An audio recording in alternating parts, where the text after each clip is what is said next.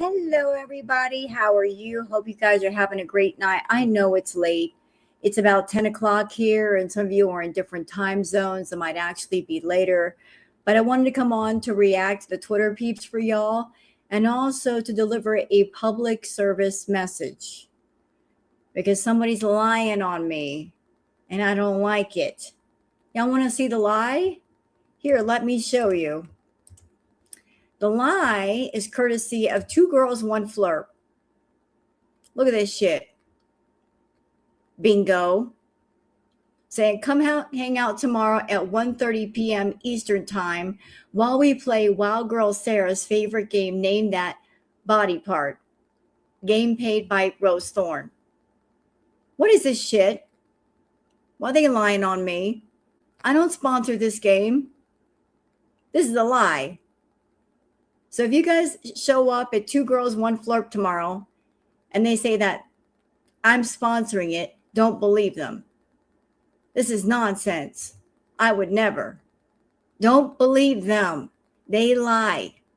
Bingo. Goose Chuck. Why y'all lying? I just want to let y'all know that if you're on Twitter and you see this, don't believe them. They lying to y'all. Hardcore, they're lying. How am I paying for it?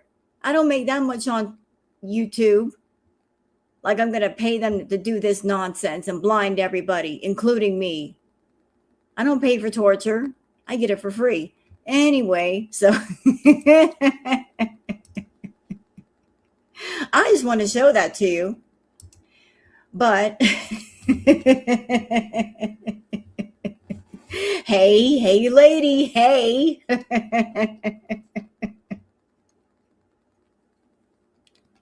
Me signing on and sponsoring Name That Body Part, that's like me walking up to Chantal and eating one of her unsanitary sandwiches. I would never. Why would I do that to myself? That's just nonsense. So, for those of you that have not been keeping up with Chantal today, and if you haven't, it's okay because not much happened other than Foodie being gross. What did you miss out on? Well, her being gross, for one, and she revealed some very interesting details. I hope you guys aren't eating right now, because if you are eating or drinking something, I urge you to put down the cup, put down the fork for what I'm about to share with you. I'll give you a few seconds to do that. You ready? Okay, here's what she told us today. She told us that she bit off Natter's hangnails. No, I'm not kidding. Yes, I'm being serious. She revealed in her live stream today that she bit off Natter's hangnails. Yeah. So on top of kissing his feet, she was biting off his hangnails. No, I'm not joking. I'm not kidding. This is not an April Fool's joke. I'm being for real. Yeah. I don't know why she would reveal that. I don't know why. I'm sorry, Trauma Queen. I apologize. And I appreciate you being a medic because you got a very important job. And I know it gets really, really hard, but I couldn't believe it either. Oh, and it gets worse. So Foodie also revealed in her stream that she might have a yeast infection, which doesn't surprise me. It doesn't surprise me at all if she has one, because she eats a lot of sugar, and that can cause sometimes an infection down there in your lady parts. But yeah, so she felt the need to show that and tell that to the world that she has a yeast infection and she bit off Natter's hangnails. Yeah, like everybody needed to know that. So that's just a couple of things that happened. But I've been collecting stuff on Twitter. Jason, you think I'm bad? Wait till tomorrow. when Bingo and Goose Chuck go live for Two Girls, One Flirt. You think I'm bad? Those two degenerates are a heck of a lot worse. Eh.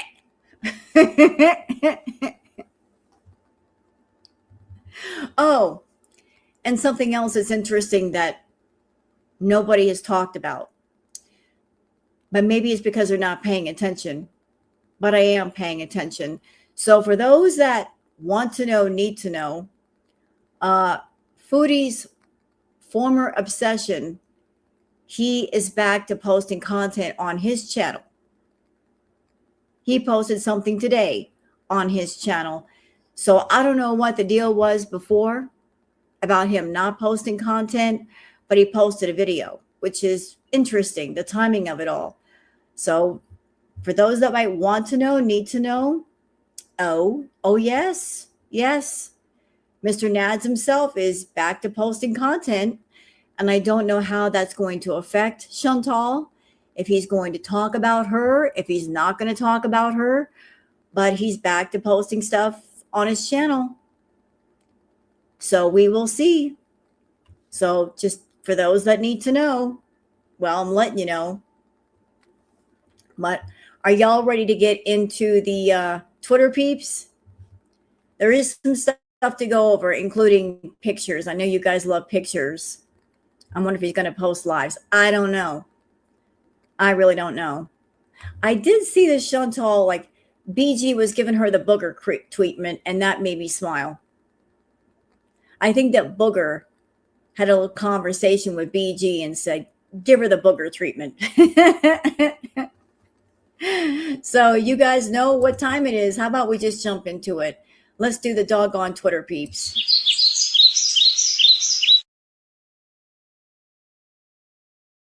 All right, it's time for the Twitter peeps. So let's get into it. And like I said, I do not listen, I don't support this. No, this is a lie. That's a straight up lie. I do not sponsor Two Girls, One Flirt, and whatever degenerate thing they do with pictures or body parts or couches. I got nothing to do with that.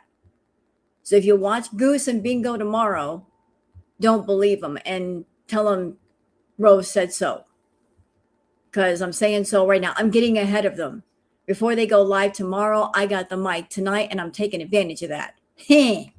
So,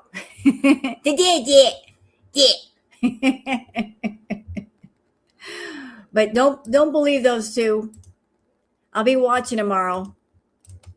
I'm make sure everybody knows I am not responsible for that.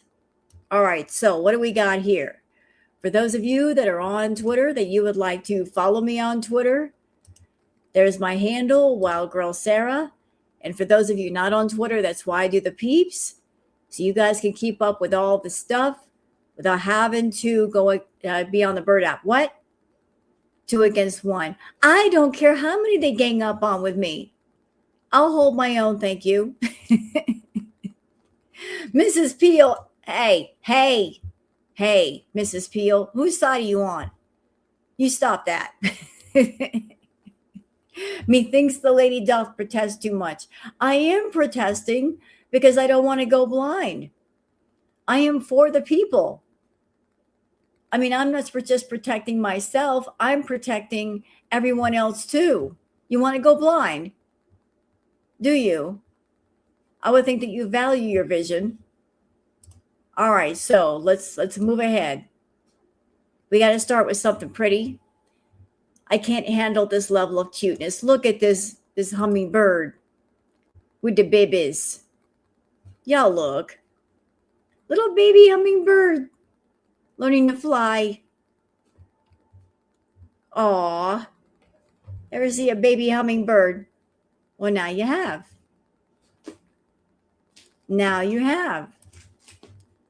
Hey, Booger. All right, Fondue Spiteful Beach says, Beach, you're eating yourself to death for online content is okay. Why does he allow that? So here's a comment that somebody left saying that's an insane amount of money. And I also think it would help out your channel a lot, but I don't want to see you get mixed up in all that for some reason. Foodie replies, yeah, sometimes money isn't worth it. So what are they talking about? What do they mean? Well, Chantal lately has been saying that uh, the LCU has been wanting her over there, and allegedly that Keemstar offered her $10,000 a month with a $1,000 sign-up bonus to come over there, and Salah told her not to do it. And she's trying to say, well, it would just be too degrading, but I could be making that amount of money. And all I got to do is go over there and be a part of it. So let me get this straight, Chantal. Let me see if I understand this correctly, okay? Let me see if I get this. So you can be on your channel, you can burp, you can fart, you can show your private parts, and you're a Muslim woman. You really should be showing your private parts at all to people. You can burp, you can fart, you can flash, you can poo your pants. You'll do all of that. That's not degrading. But to go on LCU and keep your clothes on, you can keep your clothes on, and you don't have to overeat, which means you also don't have to poo your pants. That's degrading. That's degrading. To sit still on a panel and talk, that's degrading. But everything else is not degrading. Yeah, they wanted her as a circus act. Well, that's what the LCU is. They find like really dramatic cows, which they can make money off of. Oh, hello, Booger. Salah doesn't wear the pants. Honestly, you know what I think? I think Salah's not around. And I don't think he cares what Foodie does as long as she makes money. If he's still talking to her, I don't think he is talking to her. But if he doesn't want her to go on the LCU, it's because before, when she was on there, she was spilling some secrets. And he doesn't want her on the LCU where she can spill the dirt. So he's coming to Canada very soon. I don't see how that can happen. I think that might be a red herring thrown into the community to throw everybody off track. I just don't see how that can happen. She can't sponsor him. She's very much in debt. She's not paid off her debts. So I think it's a red herring thrown into the pool to confuse everybody and distract everybody. Foodie Beauty turned on Gal Charlotte tonight. Was there a reason for that? Hello, love. Why did she turn on Gal Charlotte? What happened? Hello, Yarn. She's turning on everybody, so I'm not surprised that happens. Like she has a way of pissing people off, Was Gal Charlotte a big supporter of hers? Can he apply for refugee status? I don't know. She asked about the kitty eating enough. That's all it took to get banned. Like, she is friendly. She's my girl. What are you doing? But I don't think the kitty is eating enough. I don't think Foodie is feeding that cat enough food. It's a baby. I don't think that cat is eating enough food. Why is she bragging off being stupid? Because that's what she does best. Stupid is what Foodie does best. She makes it into an art form. She's so good at it. Don't you know that? She loves to be stupid. But what Foodie is trying to do is trying to use Salah as a reason for not going on the LCU. She's trying to act like she's got so much money and she's so secure with her money that she can turn down large amounts of money, you see. Even though her money situation is not good, she's trying to paint this picture of, I'm so financially stable, I can turn down lots of money. Can you, though? Squeaky said he doesn't need a visa to come visit Canada. Okay, here's a question. Here's a big question. Foodie has been in Canada for months. Why hasn't he come to see her, if that's the case? That's what I want to know. You're supposed to be married to her. So after all this time, now suddenly you want to see her? Why didn't you come before? If you love your wife so much, why were you content to leave her alone for months, especially if you knew that medically speaking that she's not well? Does that even make sense?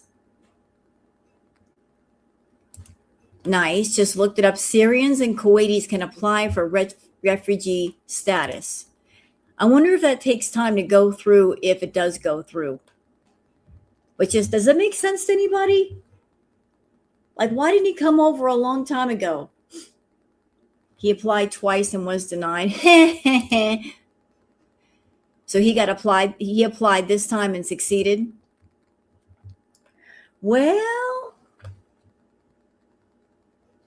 he's going to have fun with Foodie. If he does show up, he's going to have fun with her. Ooh, she's going to be a lot of fun. He's already tried. Well, you know what? Let's just call this a wait and see situation. Nothing is set in stone. It's wait and see. So we'll just wait and see. You know, I got to see it to believe it. I really do. I got to see it to believe it. I won't believe it till I see it. London Rain says she is humongous and one of her balls on one side is bigger than the other. 478 pounds. So Crochet with Ashme. This is a picture of Foodie. This is from her live today.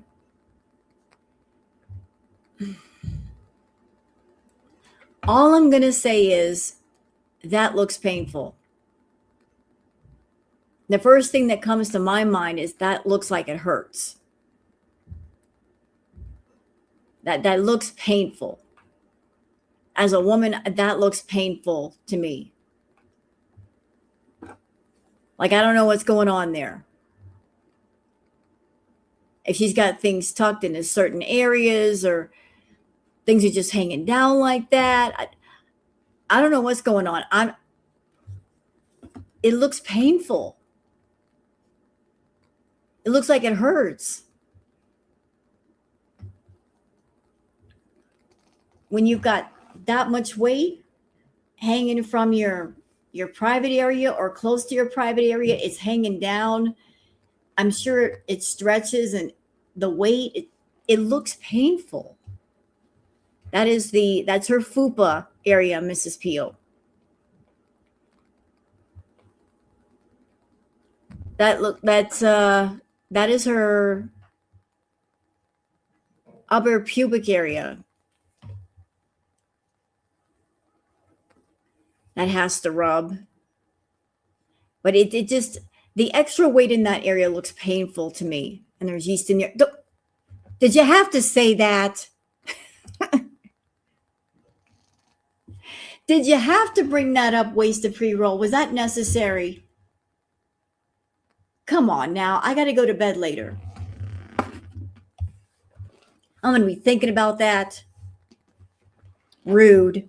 You're fucking rude. You're from Twitter, aren't you? The way you're talking, you're on Twitter, aren't you? I bet you are. I bet you're from Twitter. You talk like the Twitter people do. And you're laughing because you know I clocked you. You know I clocked your ass. Yep, we got a Twitter peep in here talking like that. And I bet you told this to somebody at one time or another. If I had to see it, so do you. Tell me I'm wrong. You found some gross shit and you sent it to somebody saying, if I had to see it, so did you. You're a dark human freak. Okay. Well, you could be on Twitter and fit right in. You could. You fit right in. All right. Lisa Manning says, Salah, your girl is in heat. Come and get her. I'd wear a mask. Mo translates says, Chantal is outside her building smoking a green stick and asked her chat if sex is better when you lose weight. She says she wants to do the exorcist position. What? What? I do that to you all the time. Well, I'm on Twitter, so that explains everything. I am on Twitter with the rest of the degenerates. I fit right in too. But she said she wants to do the exorcist position. What the heck is the exorcist position? When I think of the exorcist, I think it's like the woman's head turning all the way around. What does she mean? The exorcist position. And the exorcist, Linda Blair's head goes all the way around her shoulders. What the heck is that? What is she talking about? You know what? Let's just watch. Has anyone been really fat and then became thin enough? Like, do you notice a difference in sex? Like, is it better? I'm not saying it. Because if it can get better than really good, really? Has anyone been really fat and then became thin enough? Like, do you notice a difference in sex? Like, is it better? I'm not saying it. Because if it can get better than really good, really?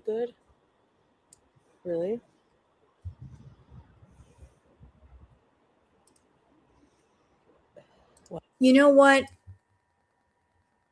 You don't have to be skinny to have good, intimate relations with people.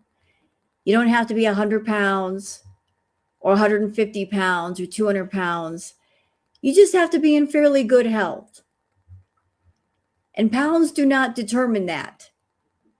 You know, you can be a person of a bigger size and get your freak on in the bedroom just as well as anybody who's smaller. It's about general health and stamina. You got to have pretty good health and some stamina. And why are you talking about this in public anyway, Foodie? You're supposed to be a Muslim woman. Why are you talking about this to strangers on the internet? But given the fact that you are 5 feet tall, Foodie, and your normal weight should be about 100, like 100, 120 pounds, and you were 400 plus pounds over that, yeah, I think losing weight would do you some good. It would bring back some of your mobility, some of your stamina. Okay, because to put things in perspective, let's think about this, chat. Since she carries a lot of her weight in the front of her, just imagine this. Imagine having so much weight on you in your stomach that you're carrying the weight equivalent of 1 or 2 full-size adults strapped to the front of your body at all times. Goose Chuck, what the fuck? What is this? What is this? She's just sending me something through Gmail. Bitch, hold on. Goose Chuck is always traumatizing me through Gmail. Bitch, what do you want? Hold on, I'm gonna tell her I'm live. Come say shit. Come say hi, booger. Yes. I'm gonna tell her to get her ass in here. But it would do her some good if she lost that weight. Booger? I told her, I said, I'm live. Come say hi, bitch. The way we talk to each other. But just, Foodie is 5 feet tall. She's carrying hundreds of extra pounds in the front of her, right? I'm 130 pounds. So let's just say she was carrying 260 pounds in the front of her body. She's got the weight equivalent of 2 of me that she's carrying around her waist. That's a lot for a really tiny person. Really tiny. That's a lot of weight. No wonder she's always tired. No wonder she's always out of breath. I mean, that would wear anybody out. Look at her over here talking about, if I lost weight, would it be better? Yes. Wow, rural. Yeah, like libido-wise, does it? In fun positions. I want to do an exorcist position like that. That's the fucking movie.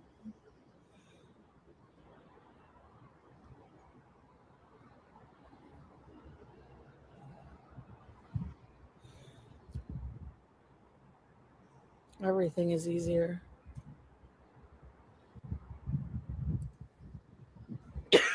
I don't know what's going on with Chantal, but she's been talking about sex a lot lately. I don't know what's going on with Foodie.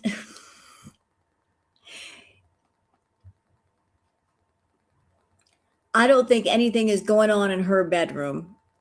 Like her mind is just in that area and won't get out.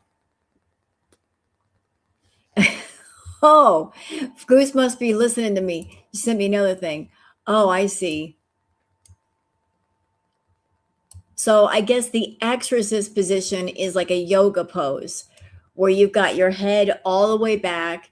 You've got your arms planted to the ground. You got one leg stretched behind you and one bent. What the hell? I couldn't even do that. And for the record, y'all, Goose said she'll be here after her shower. So there you go. So I yelled at Goose Chuck and she's coming in after her shower.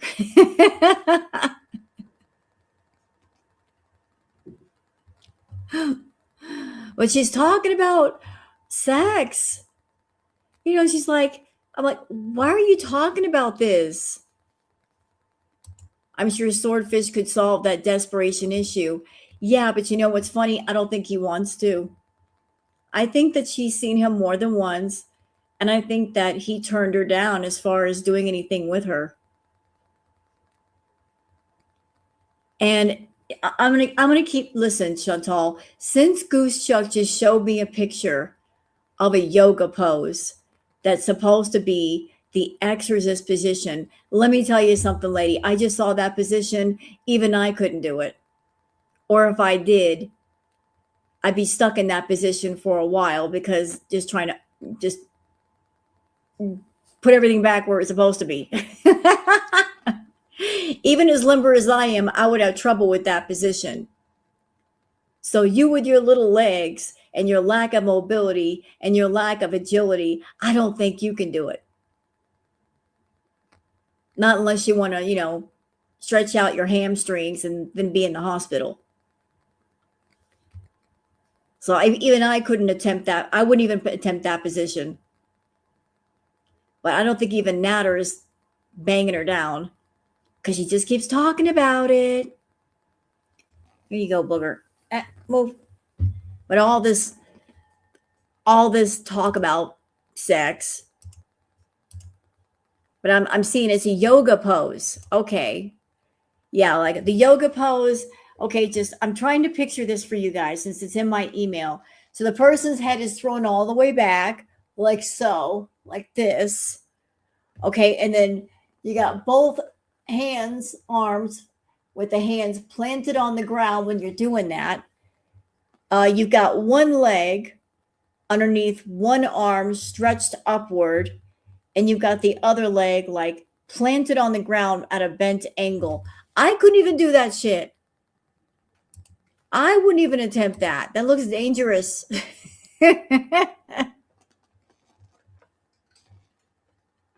I wouldn't even attempt that. That's very adventurous. That looks like it would hurt your back. Anyway, let's move. I love this. Booger talked to BG. Yes, she did.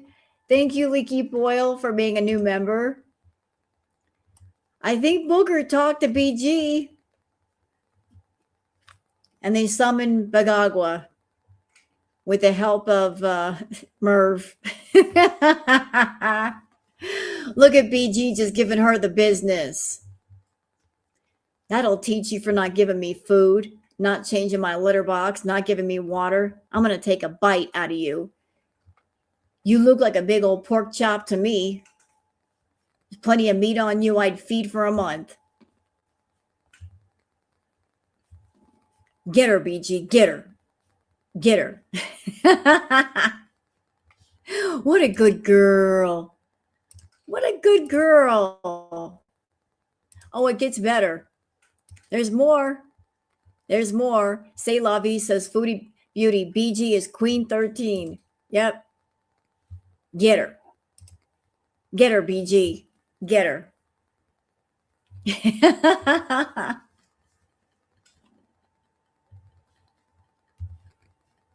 You know, like my cat does it to me, but she does it because she wants to play or she wants me in bed.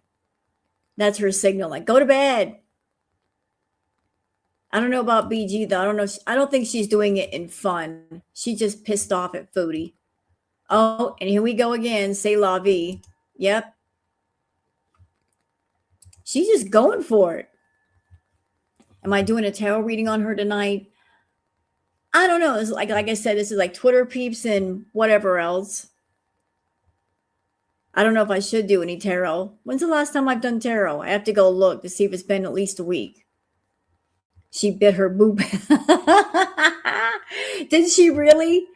Did she really bite Foodie's boob?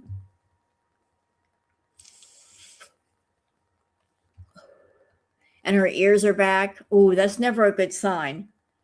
When when their ears go back like that, that means they're mad. That means they're real mad. She's got yep, you're right. The ears are back. Let's see if they were back for the other pictures. So they were forward for these two, but back for this one. Yep, get her. MBG is still going. Look. Still going. She's just going for Chantal. She's like, I'm just going to bite the shit out of you. Biting her. Get her, girl. Yep. Damn, how long did this go on for? How long was she biting on her for? Yes, Havasu Mom, I did see that, and I remarked on that earlier. I told everybody, like, he's starting to post content on his channel now. What he's going to do, I don't know. But he's saying he's back. It's like, okay, so you're back. Why should we care? Are you going to say anything worth hearing? Or are you just going to do sloppy cooking lives? What are you going to do? Say something about Foodie or go away. It's just that simple. If you got nothing interesting to say, just stay back. Fondue Spiteful Beach says, Foodie Beauty Cutie, why were none of the women in your husband's prawn that he shared with women online not shaped like you? Also, this was a dress at one time, was it? Was that supposed to be a dress? I don't know if that was supposed to be a dress. It looks kind of short. Was that supposed to be a dress?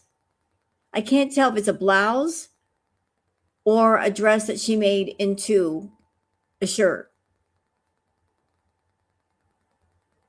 Was that supposed to be like a little black dress that she made into a shirt? I don't know about that. It looks kind of short for a dress. I guess the public opinion is out on that one.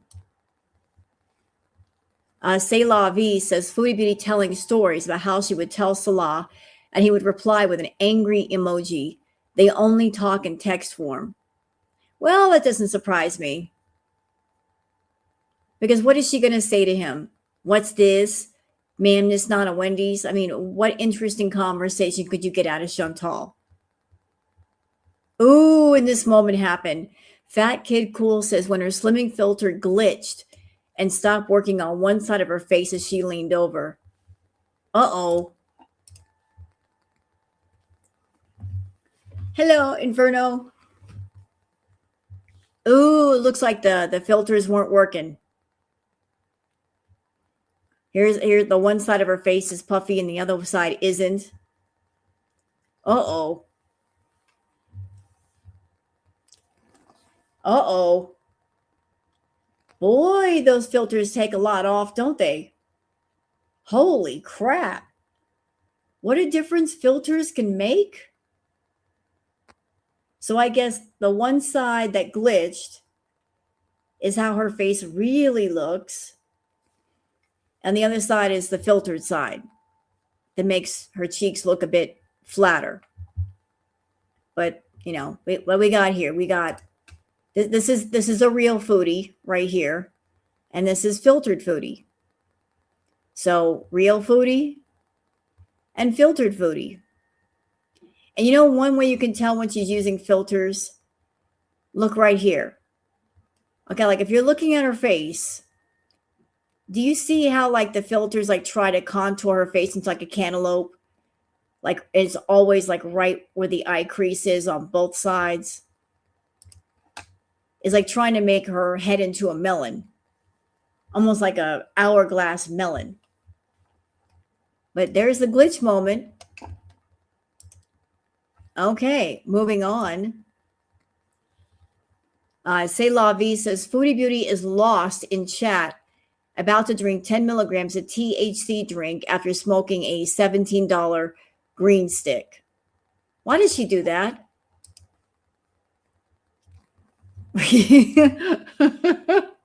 Callie, her eye dents look like a vase. You ain't lying.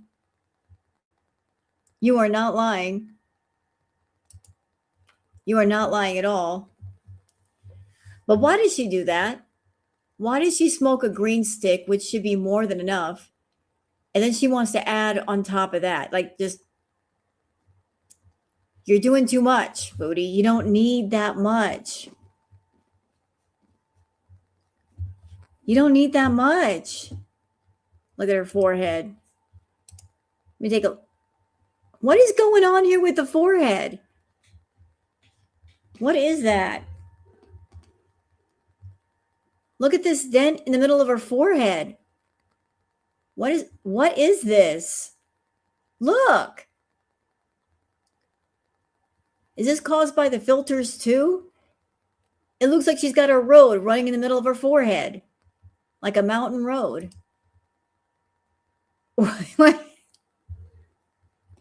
Look. Am I lying? I'm not being mean.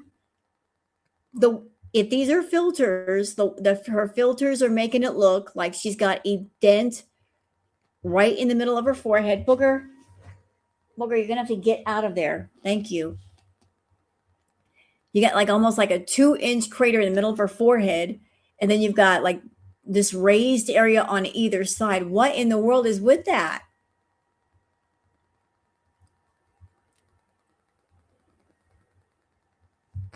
Doesn't that look odd?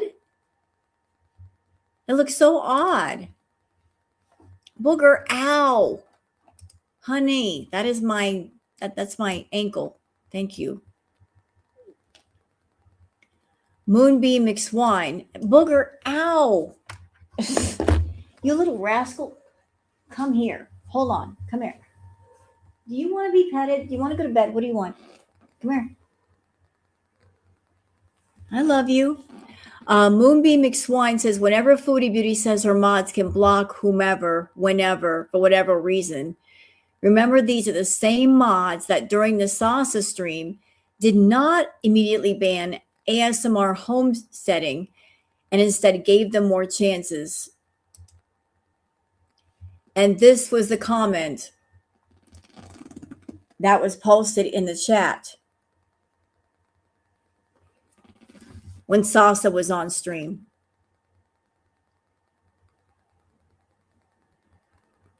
This person posted this comment in the live stream 4 or 5 times.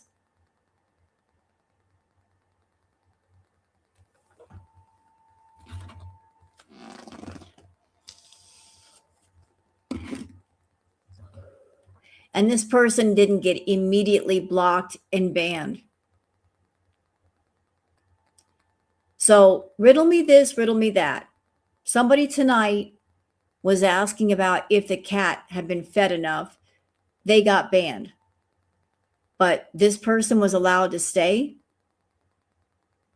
after saying something this disgusting and nasty. Hey, Crystal. So somebody just asking about a cat, asking if they have been fed properly, block, ban, get them out of here. But a PDF file can come into Chantal's chat, make this kind of comment, and not get a permablock on site. Yeah, show us the food dish. That's what I want to see. I want to see the food dish. I want to see a water dish. Where's the water dish? Why is it out of all the food that Foodie has bought, we've never seen a pet food haul? I want to see the bag of cat food. I want to see some fresh water up in there. Hello, Keto. We no evidence of that. I want to see it all in the litter box. Me too, Bella. I want to see it. It's all churros. Why don't we see evidence of that? Why doesn't she have an automatic feeder? Oh, that would just be too thoughtful to have an automatic feeder. I have an automatic feeder and it's called me. Booger comes to me and I give her food. I'm the automatic feeder in the house. But she gets food out all the time. She can free graze all day long if she wants to. She got a bag of $30 cat food at the beginning of the month. Yeah, but does she have anything left? I mean, it's a kitten. Kittens do eat a lot. Oh, look what we got here. Hello, Teardrop. Sheila. Did you get your documentary done yet? I made something for you. You want to see it? I did. I sat down and I made something for you.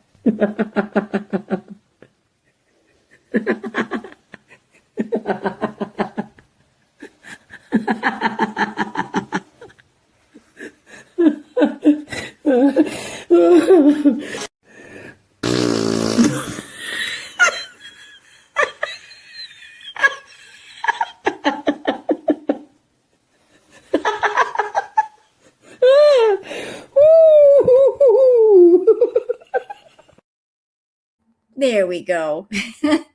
I made that for you, Sheila. I did. I know you're working on a documentary. I don't know if you're done with it yet, but I made that just for you. Just for you. I hope you like it. I hope it's as good as your documentary. Anyway, moving on. Moving on from this fuckery. Where'd she go? Oh, probably to work on the documentary. A lot of work to do. Okay. Cowboy Dog says, because Salah knows you're a mentally ill moron who can't keep her mouth shut and doesn't want his ego hurt when they inevitably ask you about his disgusting mangled penis. So here's a community post that Foodie put up. She said, riddle me this. I was offered a 1K signing bonus and $10,000 a month to work on Locale Queens. I was offered many times money-making opportunities on that show. And each time my husband's response was always, heck no, not for $1 million. So tell me, if he didn't care about my mental health or me and only cared about money, why would he decline such offers with a passion?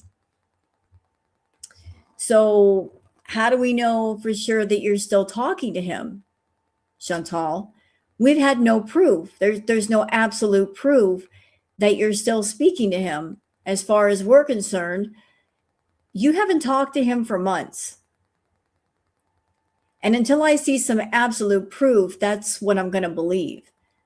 No, there's no video chats. There's no doing panels with him, nothing. We just got your word. I don't believe your word. But why would he tell you? I'm going to humor you. Let's just say you are talking to him.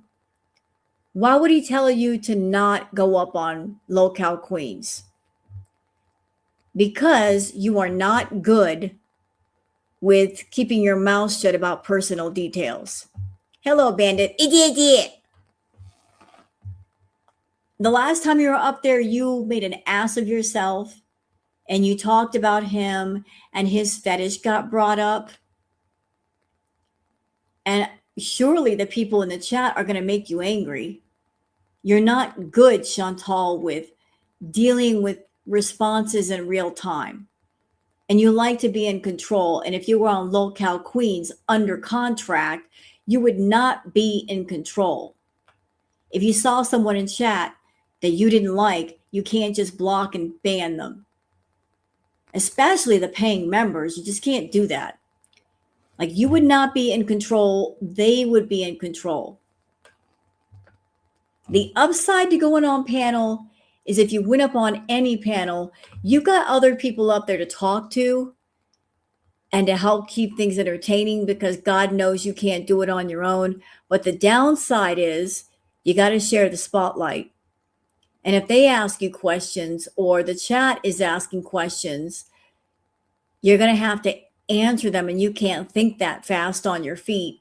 That if you told a lie and somebody's questioning the lie, how to cover the lie up. So that's why you're not going up on panel. Like, you are scared to not be in control.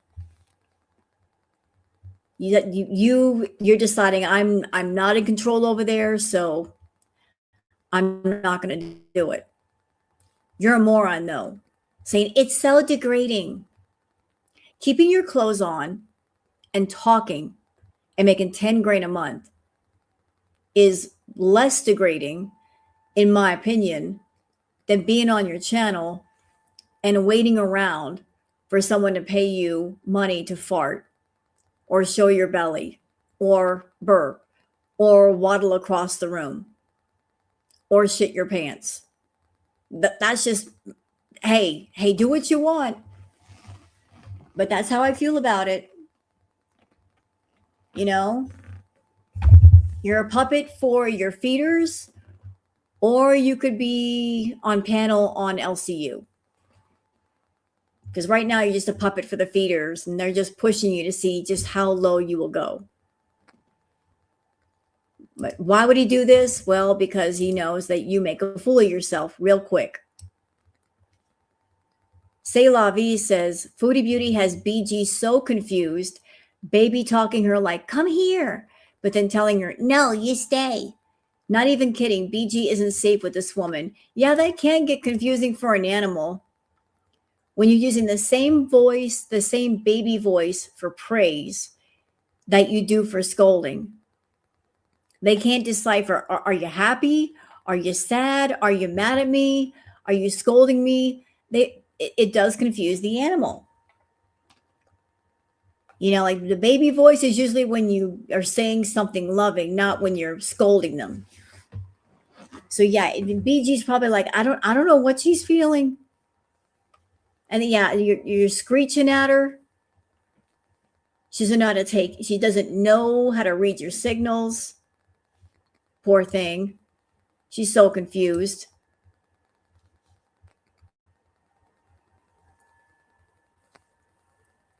A rumble in my bottom says, Salah, here's a little treat for you. We know you're missing those. So there's a certain somebody else on camera. But this was Chantal when she was seeing him. And look what she's about to do.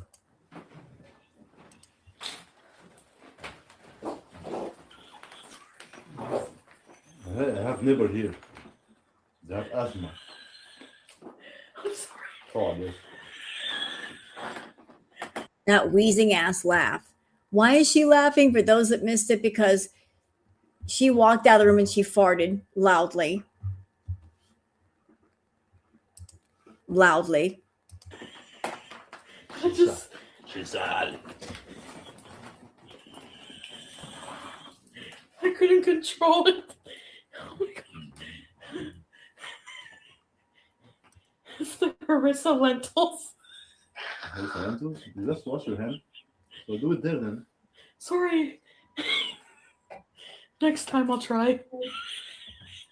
You keep trying like 15 years now. Chantal has the mind of an 8-year-old boy. Period. She does. She's at she's at the mind of an 8-year-old boy. It's just so funny, grossing herself out. What I don't know what it is about farting and being gross, but she just loves it.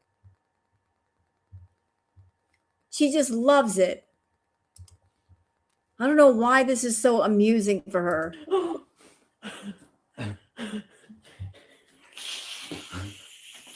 Okay, Chantal, we get it. It's funny. To you, not to everybody else, to you. All right. There's a clip that Bad Seed posted. I'm not quite sure how to take it. I don't know if what Foodie's about to talk about here is consensual or not. It's a bit adult, but this is courtesy of the channel Bad Seed. Bad Seed says Foodie Beauty talks about gang rape she witnessed. Like, I didn't get the whole clip. This is courtesy of Sandy Shores and Bad Seed. So I don't know if you guys saw the live to know the context, but here's the clip.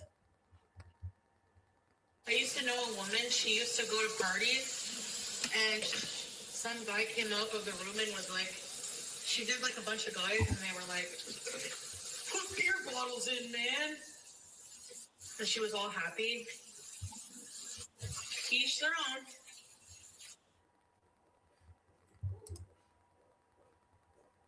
Why would she talk about that on stream? I don't know what the conversation was before she said that. Why was she talking about that?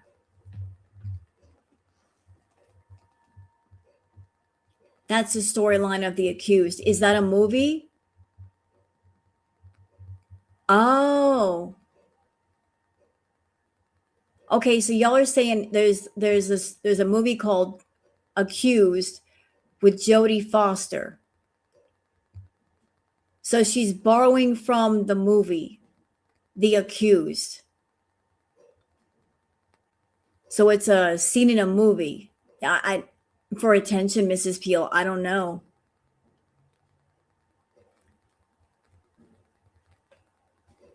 Why would she talk about that? Did this happen with Natter? Remember, he told her he could arrange an orgy for her if she was into it. Look, anything could have happened with Natter. Don't know. Happened here in New Bedford, past true story. Oh, my goodness. My goodness. But why was she acting like that happened to her if it was a movie scene? Yeah, I know, Flotus. I did notice that he's back on YouTube. So she's describing a movie scene and saying, oh, I was at a party once and this happened. Chantal, you're a weirdo. You're such a weirdo. Why are you talking about that?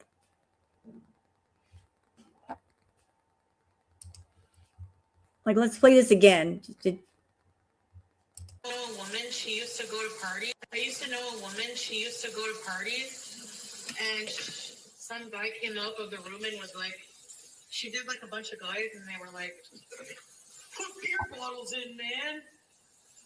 And she was all happy. Each their own. You know, I'm glad you guys are in here because I would never have known that was a scene from a movie. So, I mean, I'm glad it was a scene in a movie. It sounds like a movie that I don't want to watch, but I'm glad it was in a movie and didn't happen to somebody for real.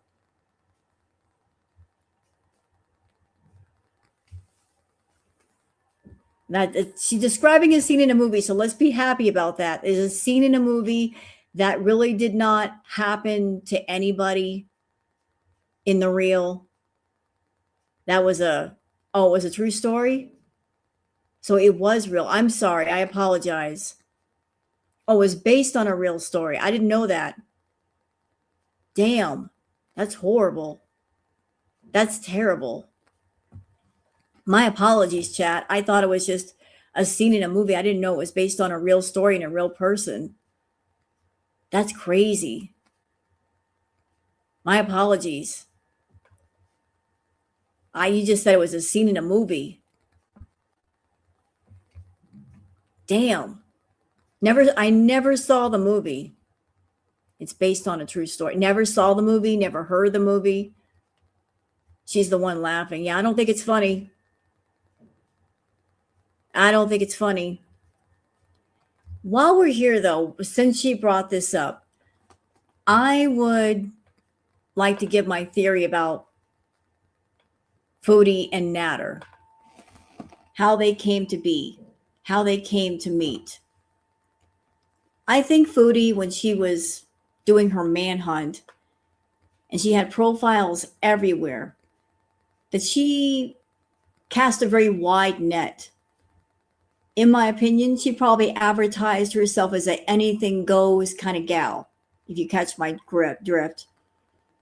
Anything, anywhere, anytime kind of woman. And she connected with Natter.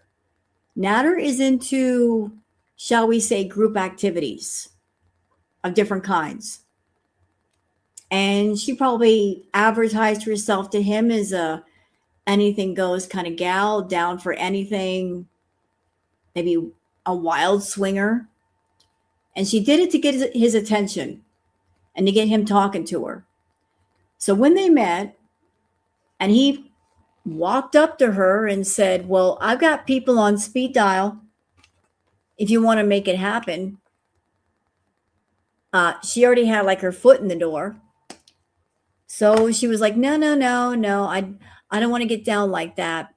And that's when she mentioned having a YouTube channel and all the money, because she had to find some other way to keep him interested in her. And it worked. It worked. Remember his friend who offered her $50 to flash him? You know, I have questions about that. I have questions. Like, there's got to be a story behind that. You know, you don't just walk up to some strange woman, especially Chantal, and say, hey, I'll give you $50 if you flash me. There has to be some context to that. Like, what's the backstory? What happened there? You don't just walk up to a female and say, hey, I'll pay you $50 if you flash me your boobs. There has to be some kind of context that she's not talking about. It's just a very odd thing to walk up and offer $50 to see someone's boobs. You know what makes more sense to me is if a guy walked up to her and after offered her $50 for something of a intimate nature. Because, you know, seeing boobs ain't no big deal. But $50 for a sexual favor, maybe. She said that the guy was at Natter's drinking and thought she was an escort. Maybe it's because that's what Natter told him. Maybe Natter told him that.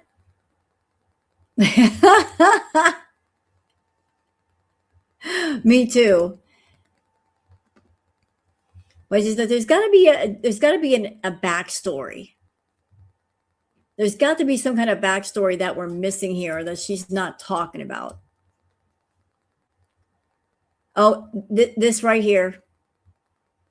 Say Lavi says she said she used to bite Natter's fingers off too. Two-tailed caper says same energy. Let's look at and let's watch the clip. You're like at my size, you're attracted to me as I am now, right? That's what they think you're not attracted to me.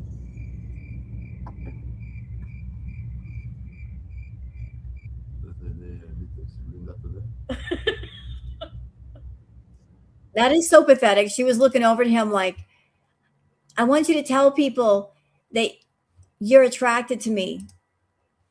Watch. I had to blow this one up. She's looking over at Natter. She's got a live chat going. And she is trying to use the fact that she's got a live chat going to pressure him for validation. She's trying to use public opinion to pressure him to say something that she wanted to hear. Oh, we're in front of people, and hey, the people are asking if you're really attracted to me. Using a live chat to put pressure on somebody to say, oh yeah, I really like her. Watch. But you're like at my size, you're attracted to me as I am now, right? That's what they think you're not attracted to me. They need to explain that to them.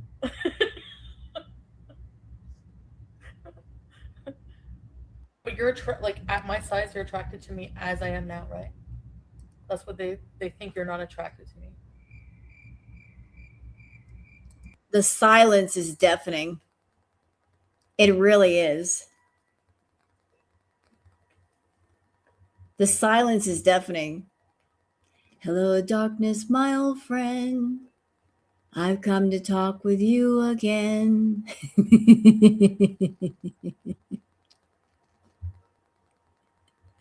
But how pathetic that you're trying to use a live chat, a group of strangers, to get some kind of validation from a guy that you're into. You're trying to pressure him to say, yeah, I think you're pretty. I think you're hot. Yeah, I'm embarrassed for her too, Oki. It was so bad. And he's not saying anything. They need to explain that to them. But you're like, I'm embarrassed for you, Chantal. I want to pull you out of the room. But then again, maybe not. C'est La Vie says, Foodie Beauty shows us her beautiful beatus nubs. Lord. How much is she chewing on her fingers? Why is she chewing on her fingers? What is going on there? Why are you chewing on your fingers like that, Foodie? What did he say? I have no idea, but it didn't sound like anything she wanted to hear. Are those fingernails clubbed? I can't really tell because she does have fingernail polish on. Are her fingers clubbed? Between the nail polish and the chewed up fingers, I can't really tell. But it looks like she's just been eating her fingers, bro. Like you got enough to eat over there, Foodie? You're trying to eat your own doggone fingers? What are you doing to yourself? Holy crap. Nicole says, Grok for the win again. 378 my butt. So here's what Grok said. Updated weight estimate with the new photo. 420 to 480 pounds. The standing shot gives a much clearer view of her overall proportions at 5 feet tall, 5'2". The abdominal overhang is massive. It protrudes significantly forward and appears to hang quite low, even while she's standing and slightly leaning. The torso is extremely wide, the arms are thick, and the overall body volume is consistent with someone deep into super obesity. Previous estimates were already 400 to 450 range based on the profile. And face shots. This image pushes the likely weight higher because the belly size and drape when standing is more pronounced than in a seated leaning first photo. At this short height, That level of centralized abdominal fat and overall girth usually correlates with 420 pounds minimum, often 450, 480 plus for women with similar builds. She's wearing black clothing, which can slightly obscure exact contours, but the silhouette is unmistakable. So there you have it. I think she's well over 500 pounds. The community is stuck on 450 pounds. Girl world, catch up. Catch up. She was nearly 400 pounds years ago. She was almost tipping the scale at 400 pounds back in the day. What do you mean she's like 450? Come on now. Catch up with me. Okay? Like she's been eating like nobody's business. She's over 500 pounds. Catch up. Please catch up. And we got proof that she's over 500 pounds, and I'm going to get to it in a minute. Lord. Damn. Y'all seeing all this? Look, we got, I don't know what this is over here. We've got, it looks like it hangs down her legs, bro.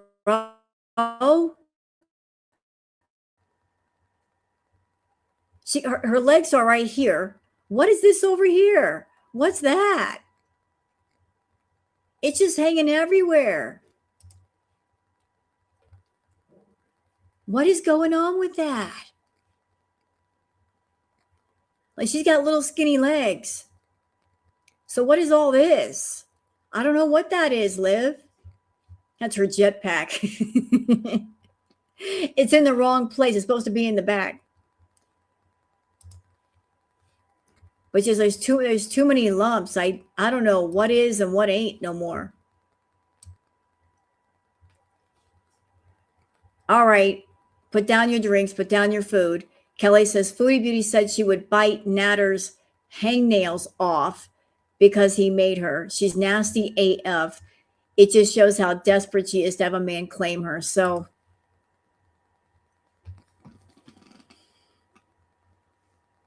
not only did she kiss his feet, she was biting off his hangnails too.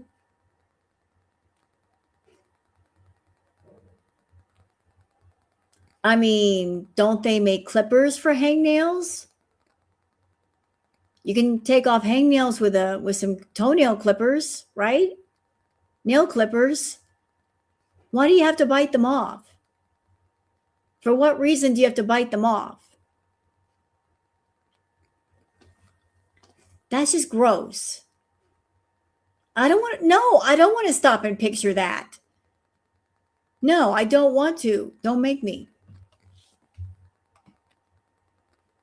But just coming on live stream and saying that she bit off his hangnails. That's so gross. That is nasty.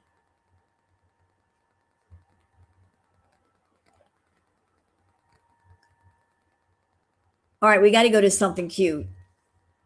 Washington's Ghost says, kind of want a skunk now. So look, baby skunks. And baby skunks, when they get mad, oh, you poor little thing, get up. When baby skunks, when they get mad, they stomp. Look, they hop around like bunnies. And when they get mad, they stomp their feet. Look, he's stomping his feet. When they want attention or they're not happy, they stomp their feet. Look, you can stomp. They run at you and then they stomp at you. Look.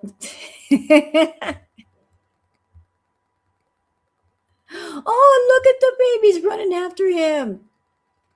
Look at the babies. And they can be trained just like cats or dogs. They are so cute. All right. Lazy Texan said, if y'all believe Mama Myrtle is under 400 pounds, I have some oceanfront property in Arizona to sell you. No, thanks. I don't believe that anyway.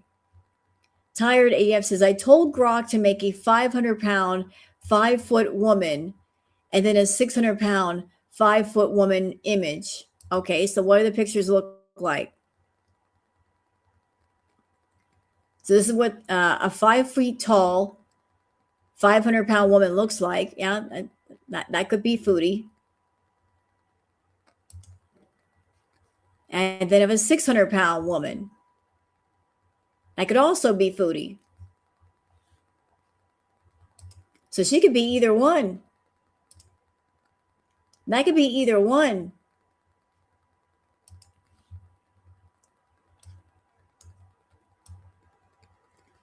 Empress says, there's no way she's less than 400. And here's an older clip of Chantal. So listen. I hope you can hear the scale. Keep it in here now. All right.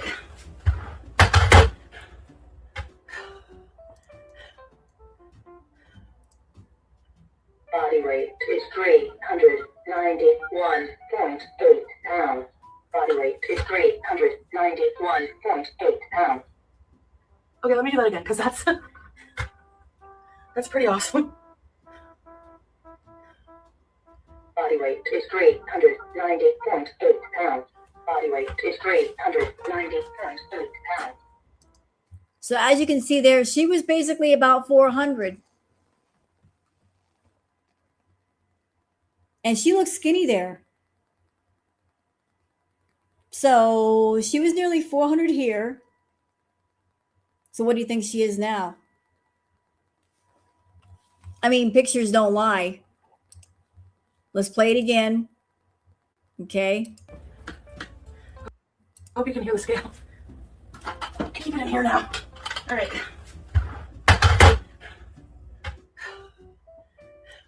Okay, I'm freezing it here so we can all just be clear. This was Chantal back when she was nearly 400 pounds.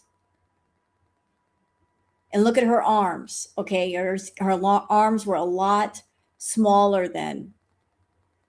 They were a lot of, everything was pretty much a bit smaller. But she was nearly 400 pounds here.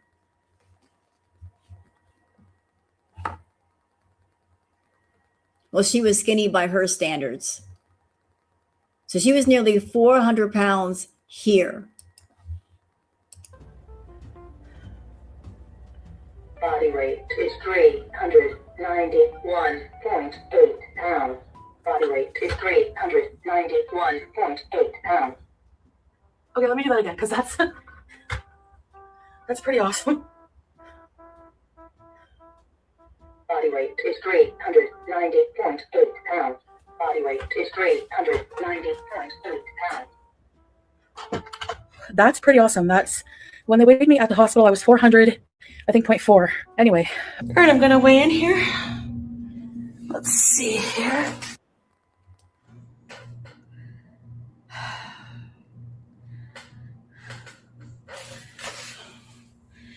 $393.8. Lies.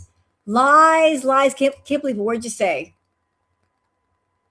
Lies.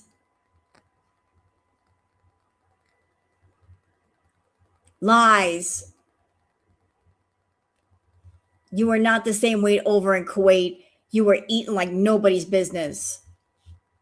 I'm trying to hide my personal stuff on here. This is the shirt, the tank top. Okay, so this is Chantal at 400 pounds. Just take a look at it. Look at the profile compared to her profile now.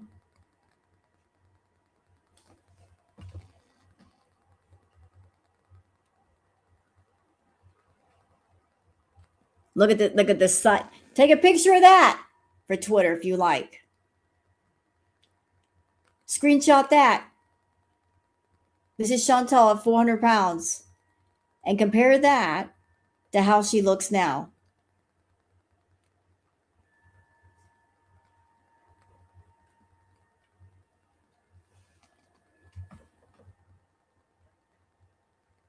And somebody pointed out something to me that I didn't notice, but I think she had a procedure or something in Kuwait, maybe even in Syria. So there is a condition called, I'm probably not going to say this correctly, ascites, ACEETIS or something. And basically what it is built up fluid. I don't know how you say it correctly, but it's basically built up fluid in your tummy, and you got to get that drained. Chantal, for a long time, her stomach, it looked like a very hard, smooth ball. Yeah, and I think that she had the fluid drained because her belly did change shape. So I think that she had a procedure done. Yeah, ascites. But I've seen videos on YouTube where people have had this condition and they go and they get the fluid drained. And then the swollen, bloated belly look goes down. But I have noticed that her belly looks different now. But this is what she looked like back in the day.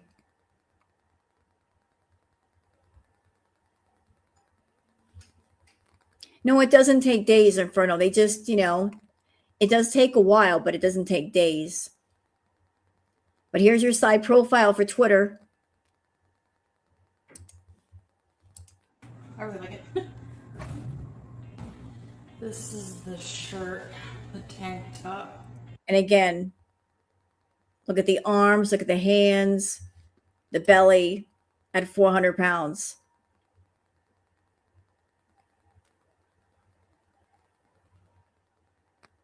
She doesn't look this way anymore.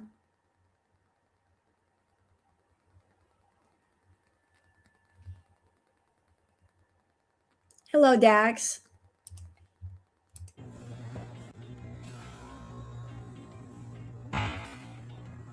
Gotta put all these cardboard boxes, they keep piling up as I order things. All right, that's 0.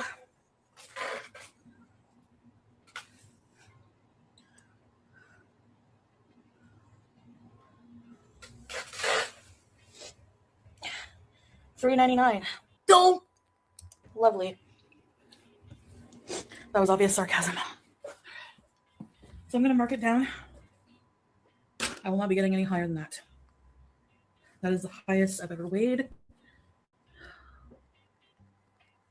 All right, guys. So She was basically 400 pounds. as you can see here, I have a beautiful staircase. I'm going to use these stairs to my advantage by going up and down them.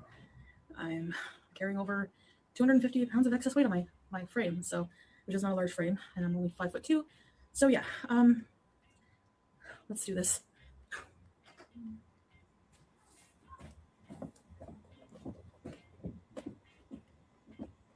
Look at her go.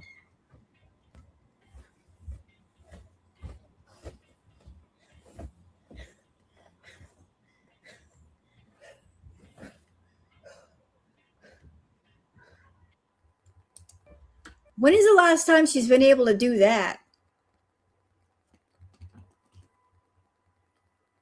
When is the last time that Chantal's been able to do something like that? Once upon a time, she could walk up a set of stairs without any kind of help. Now she can't anymore.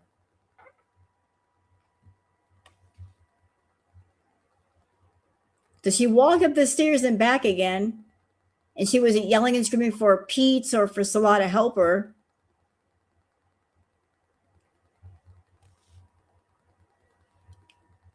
And that's at 400 pounds. Even at 400 pounds, she could still do things.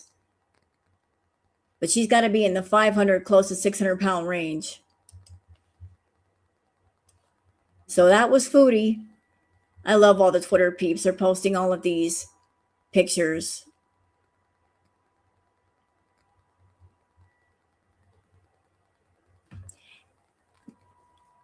Can I say something about this photo? This one? I was a bit confused about this picture. Let me tell you why. Because if you guys remember when she was doing like the just got married photo with Salah, same hand position.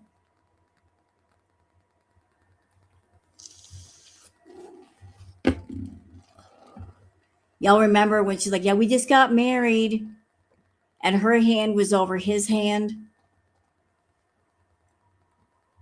Do y'all not remember that?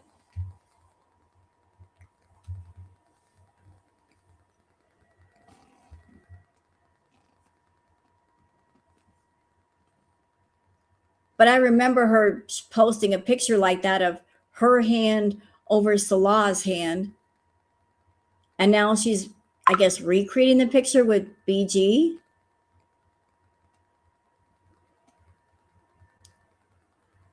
That was the first thing that came to mind because I remembered that photo.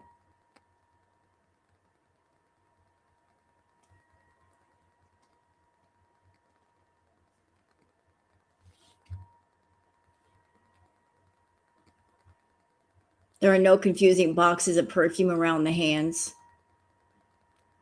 I mean, I'm sorry. I mean, I just thought that was odd. Because I thought of those pictures when she was first got with Salah. And I'm like, why are you almost recreating that picture with the cat? Weird. Very weird.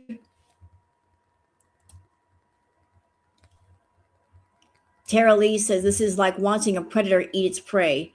The empty space she so desperately tries to fill will never be full. Tomorrow is a new day, and you can lie to yourself all over again. You created this life.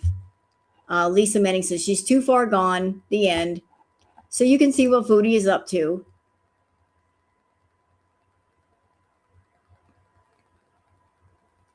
She's eating that food like it's the last meal on earth. Of course she is, because why not? Nabi says, I don't think it was over 100 pounds. I thought it was 100 pounds. Either way, Foodie Beauty is pushing 500.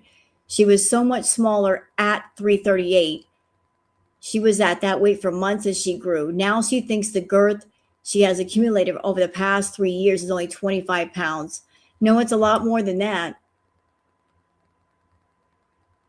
Fondue Spiteful Beach says, telling Salah's mom she would take care of her son, then abusing, manipulating him with money and citizenship, and telling the internet him and his family are a bunch of inbred broke dogs is wild. I hope the ghost of his mama and whole family make you feel this karma. Eyelash says, Foodie Beauty, never forget you ran from Kuwait and abandoned Syria. Well, so this is the clip that was done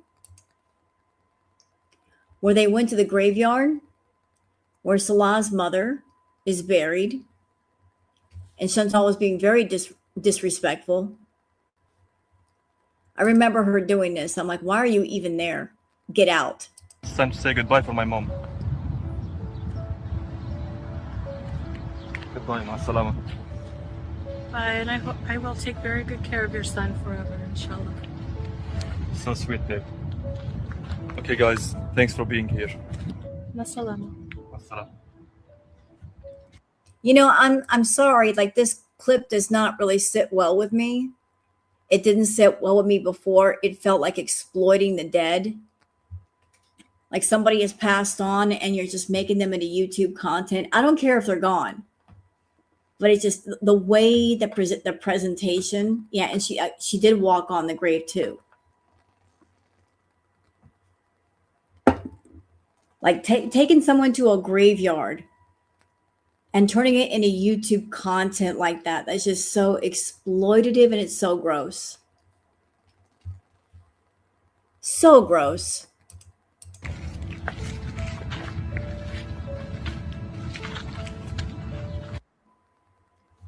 I'm stopping it here for a reason. Look where he is and look where she is. Y'all take a look at that. Such a loving couple.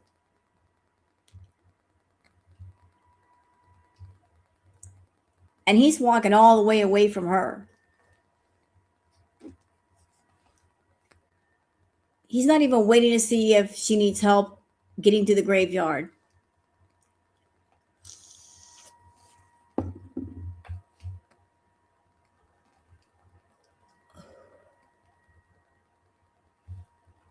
Like he's putting some distance between the two of them.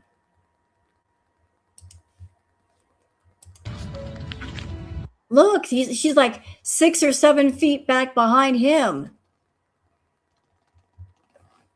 I'm sorry. I've been in relationships before when you got a man and woman, they walk next to each other.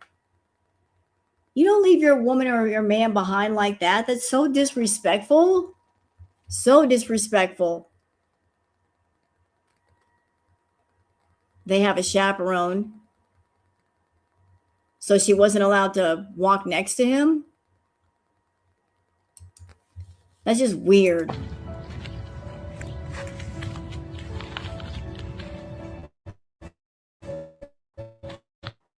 Be careful of the graves, babe.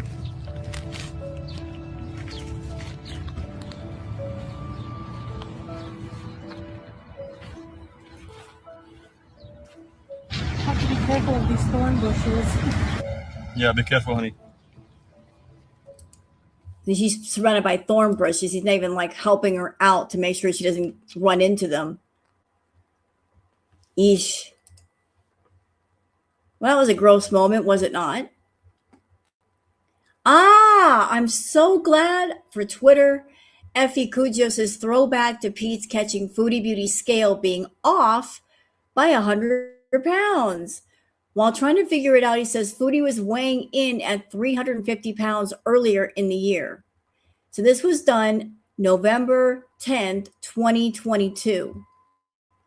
Milky says Foodie says she weighed in at 378 pounds today, which means she's gained almost 50 pounds in returning to Canada. So here's the old clip of her roommate, Peeps, basically snitching on her. Let's watch. The scale is clearly just completely fucked up. 105. I am like, yeah. I mean, I can try it off on. Like, I can see if that does make a difference. Yeah, I already have it.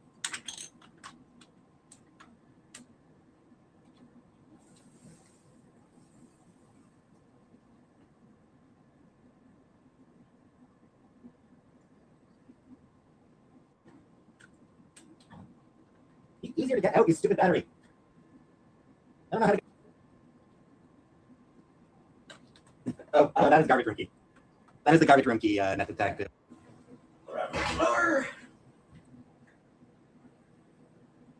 There, that did it. Body weight is 203.2 pounds. Body weight is 203.2 pounds. That did it, and I'm fat. I am still fat.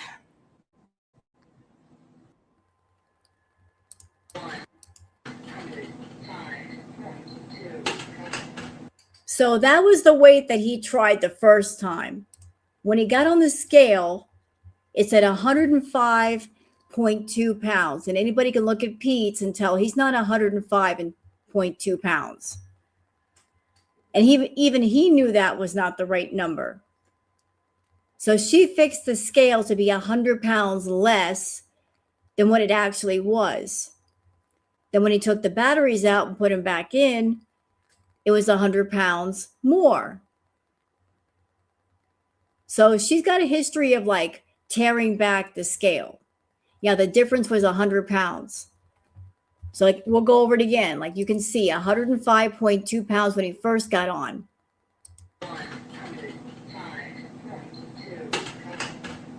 The scale is clearly just completely fucked up. 105. I am Micah. Yeah. I mean, I can try it off on. I can see if that does make a difference. Yeah, battery has a second.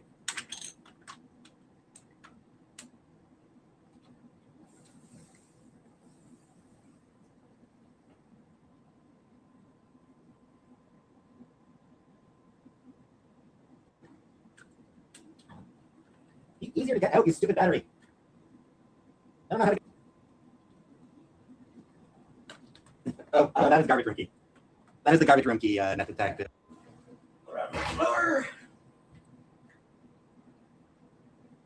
There, that did it. Body weight is 203.2 pounds. Body weight is 203.2 pounds. That did it, and I'm fat. I am still fat. But why tear it? That's nuts. A way to lie to herself and lie to the audience. Make it seem like she was smaller than what she actually was. That's why.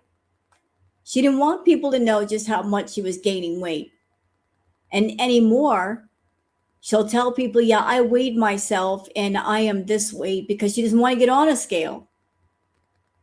She will not get on a scale and get her true weight. And I remember one occasion where she broke the scale. She cracked it standing on it. So there you go. Even Peeps was telling on her back in the day. Proof that Foodie teared the scale back in November 2022. So this was done 2022. So if you're looking for a time frame, 2022, this was happening. And here we are 4 years later.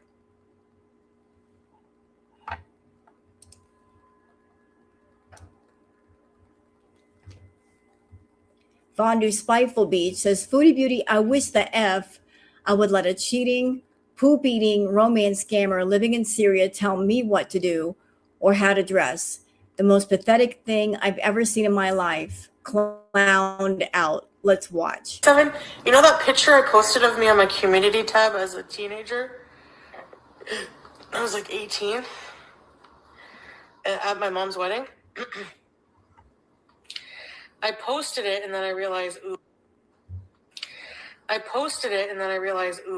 I have a lot of cleavage showing and stuff. And nobody cares about your cleavage. Goodbye. Goodbye. Oh, something pretty from Massimo. Death Valley National Park is experiencing its first major super bloom in a decade as of March-April 26, driven by record winter rainfall that transformed the desert landscape with vibrant carpets of yellow, pink, and purple flowers. So, y'all look at that. That is Death Valley right now. It's pretty, isn't it?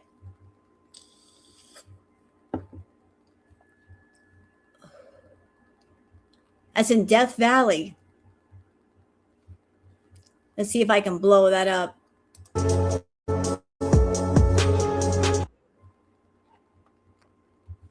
So that's Death Valley.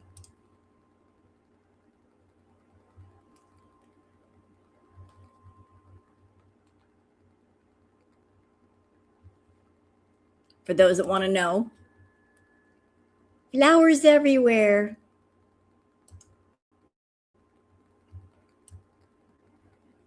And here's something pretty from the best. How beautiful.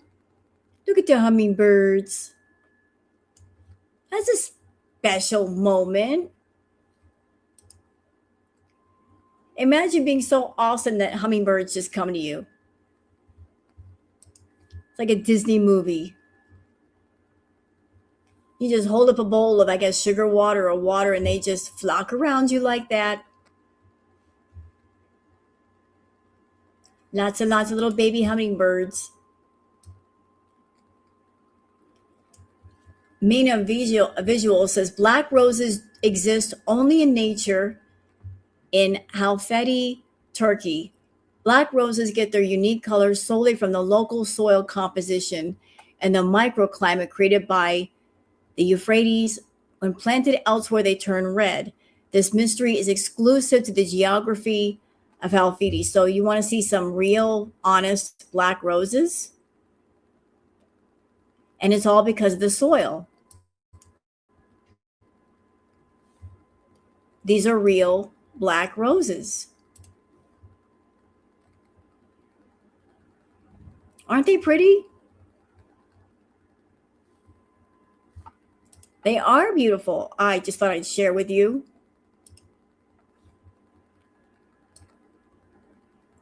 London Rain says, the pictures alone prove that she's lying. 378 pounds looks bigger than 399 pounds. She is 478 pounds, no question about it. She can stay delusional. Loop Whoop says, Foodie Beauty weigh-ins from now to Kuwait to the villa. So let's compare. What do you think? What do you think, chat?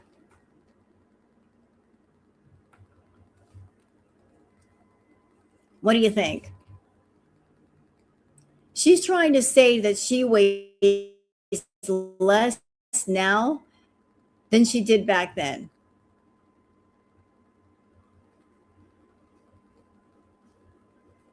She's trying to insinuate that she weighs less now than she did way back then.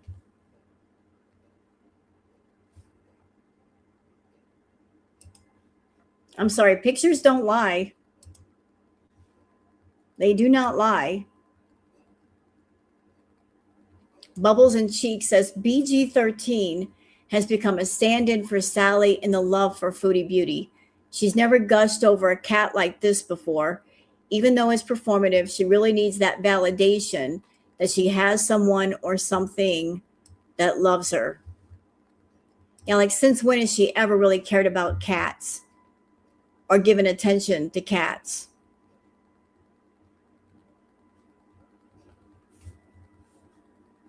Since when did she, all of a sudden she cares about cats?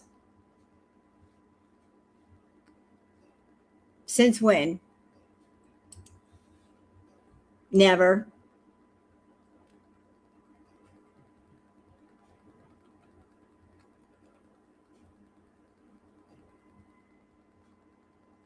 And here's some of the comments from some of the people in our own chat. Sandy Shores, this is the Beezers chat. Beans and Toast says, who will look after her when she's bedbound? New side character? Lazy Lala says, the government will have to step in and look after her. I doubt Shmi or her aunt will. KM Kite says, I'd say possibly Pete's will move in then and try to get a governmental aid for being a caretaker if Canada offers that option. So the Beezers are having these comments, are they?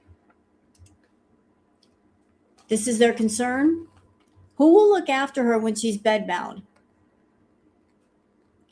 And immediately somebody says, oh, Pete's will do it. No, he won't do it, and he can't do it.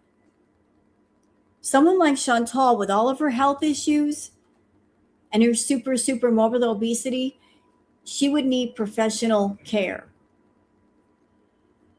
Pete's is not a nurse. He's not an RN or an LPN. He would know what to do with someone like Chantal. Bathe her in bed, make sure there's no skin breaks, no skin infections, identify the skin infections, know to look for bed sores, how to prevent bed sores. He don't know nothing about none of that. So Pete could not step in and just take over. He just couldn't. He would bring her food, period. But he couldn't do anything else. They will need a crane. Hey, Booger.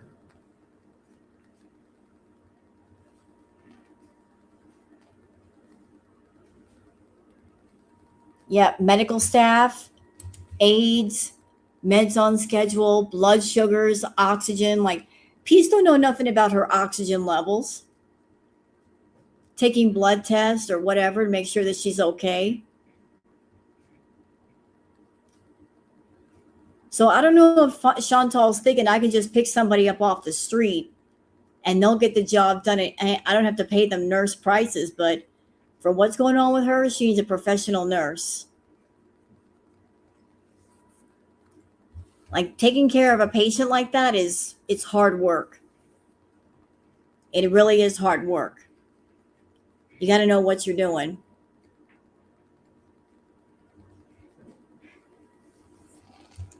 All right. But they're concerned about her being bedbound, and yet they're the ones that give her PayPals to eat that fast food. So if you're really concerned, Beezers, stop funding her habits. Debbie's World says, I saw recently an older video where she was still in Kuwait, where she did predict that if she went back to Canada, she would have no one to watch her or stop her, and she would just gain weight and become bedbound. Yeah, I saw that video clip. I did see the clip where she said, like, if she went back to Canada, she predicted that she would become bedbound because there'd be nobody around to stop her from eating. Although when she was in Kuwait, Salah couldn't stop her from eating. And you really can't put that on a person anyway, you know, to make it their responsibility to keep your addiction under control. You know, you can't say to somebody, look what you made me do, or you stepped away and this is what happened. Oh, and I got booger hair up my nose.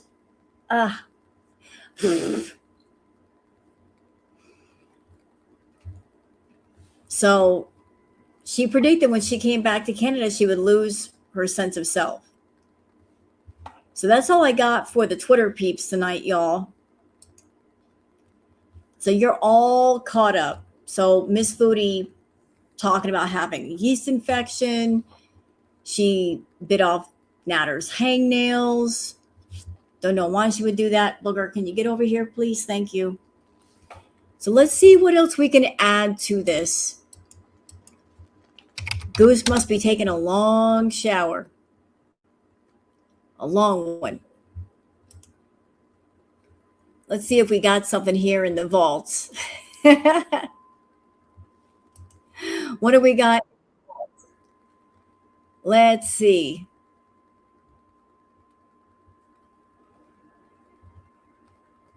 Do.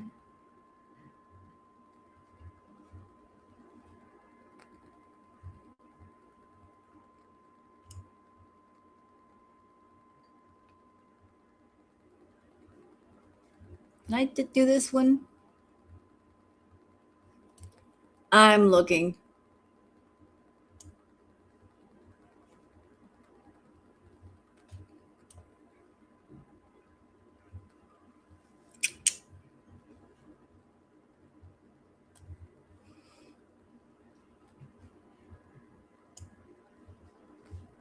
How about we do this one?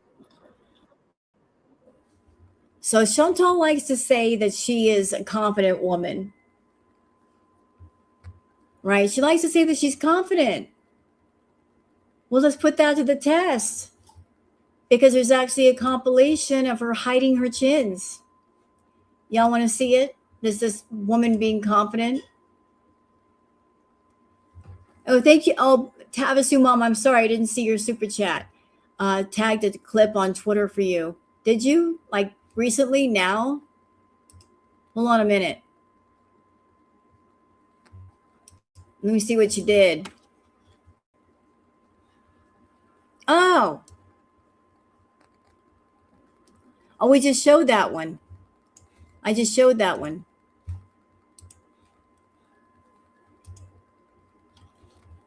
It's okay. It's okay. I played it. That's okay. I didn't see your super chat till just now. I apologize. But let's see Chantal being confident. And this is courtesy of the channel. It's water weight. Let's see how confident Chantal really is. Hiding my double chin. I like it. So the reason I really don't like my garage is because they don't take good care of it. Hey guys, it is freezing out here. Like what the hell? It's supposed to be spring soon. but not quite yet. Here I am wanting to visit like northern Canada and Mount Everest, and I can't take the cold. This is frozen. My garbage is frozen. Hello. Hi. English? Yeah. Oh, all right. So how are you today? Good. How are you? Pretty good, pretty good. So what we can do for And I need an oil change.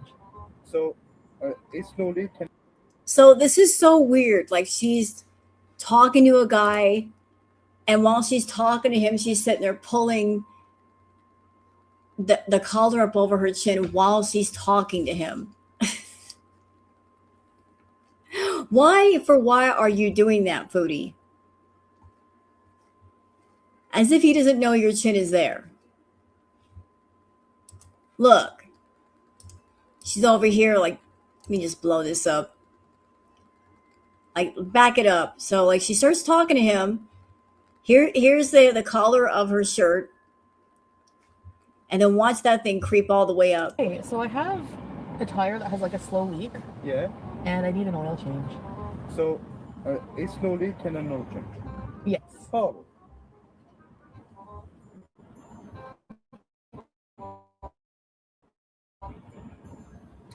Do you know how long the wait is? An hour? Depends, because every door got its specifications. Right. But I would say that we'll move pretty fast today. So oh, good. Okay, great. Thank you.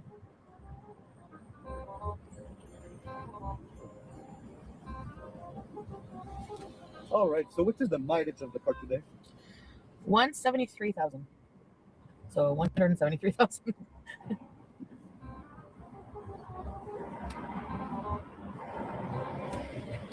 All right. Heading to the hospital.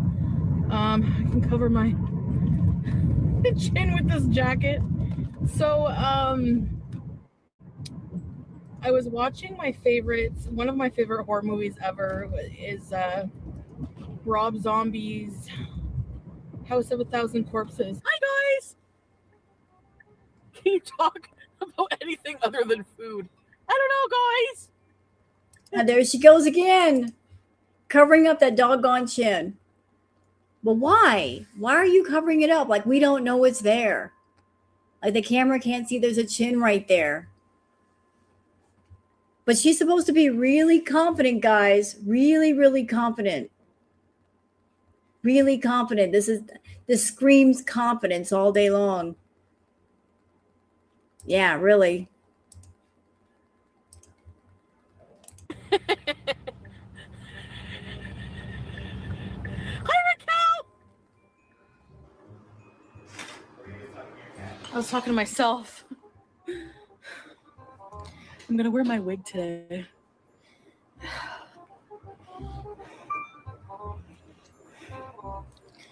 Go out with Peeps and Frank.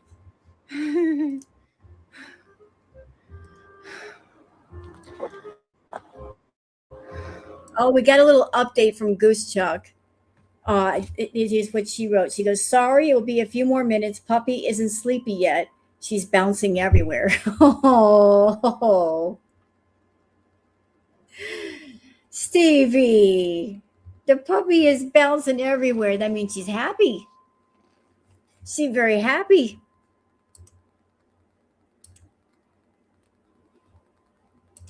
She's being very, very happy. So Goose Chuck is just waiting for Stevie to conk out. That is the most precious thing ever. I forgive you, Goose Chuck. I won't forgive you tomorrow, but I'll forgive you tonight. Sweet. Earrings.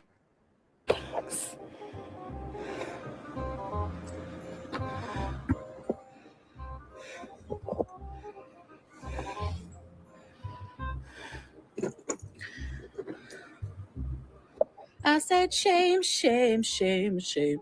Shame on you. It is Halloween. It is Halloween. Yes, it is. And I have some cute little decor. A few things anyways. I showed them on my live stream. My aunt got me these things from a craft sale. So they were nice little gifts. Yes, and Danielle's kitties. Oh, it's almost here already. Yep. That was quick. Yep.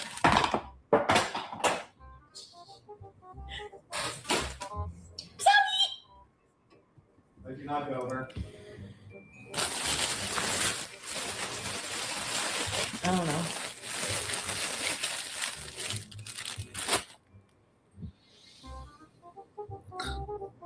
I have an edible hangover, I'm telling you. Yeah, you know Kids Pop?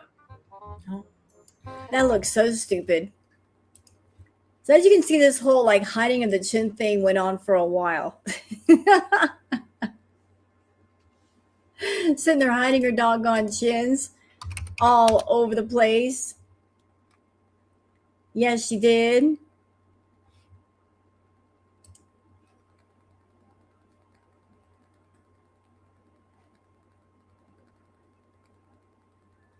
Oh, what is this?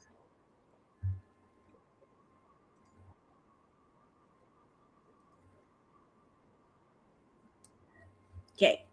Sorry, I was just setting something else up. So we're going to switch over because I don't think you guys want to see 10 minutes of her hiding her chin, do you?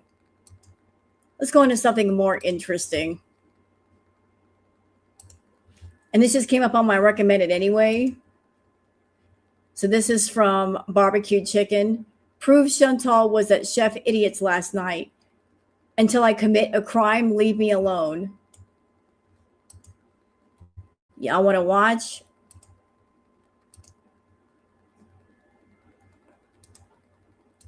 This is her she's gonna get mad because she's gonna get busted by the VIBs. And the rest of what she said in that live stream is repeated in this video, so let's get to it. Here I am. I pulled up near the outhouse because I feel like taking a crap. Because what I'm hearing is crap. So let me tell you the truth about everything.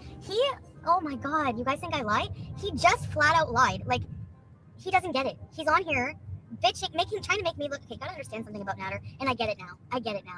He doesn't care about what's right or wrong in this. For me, if I go back to him and look like an idiot after crying, you guys, I take the heat. I come on here, whatever, and I know I look stupid. But for him, not looking stupid is the ultimate goal, because you know what? He cannot do anything. You need to understand this about his personality. He cannot do anything wrong, ever. Every single thing. Everything that's happened in our okay, we're never together. In our non-relationship, I'm rolling my eyes when I say that, because in our non-relationship has been my fault. Everything. That's what, according to him. He's perfect. He's fucking perfect. So since you don't get it, and you... Let's see if I can slow this down, because, yeah, it sounded a bit like Minnie Mouse. Let's see if I can slow it down just a tad bit, if that would help. Called you 55 times? So, I shut off the phone. Surprise!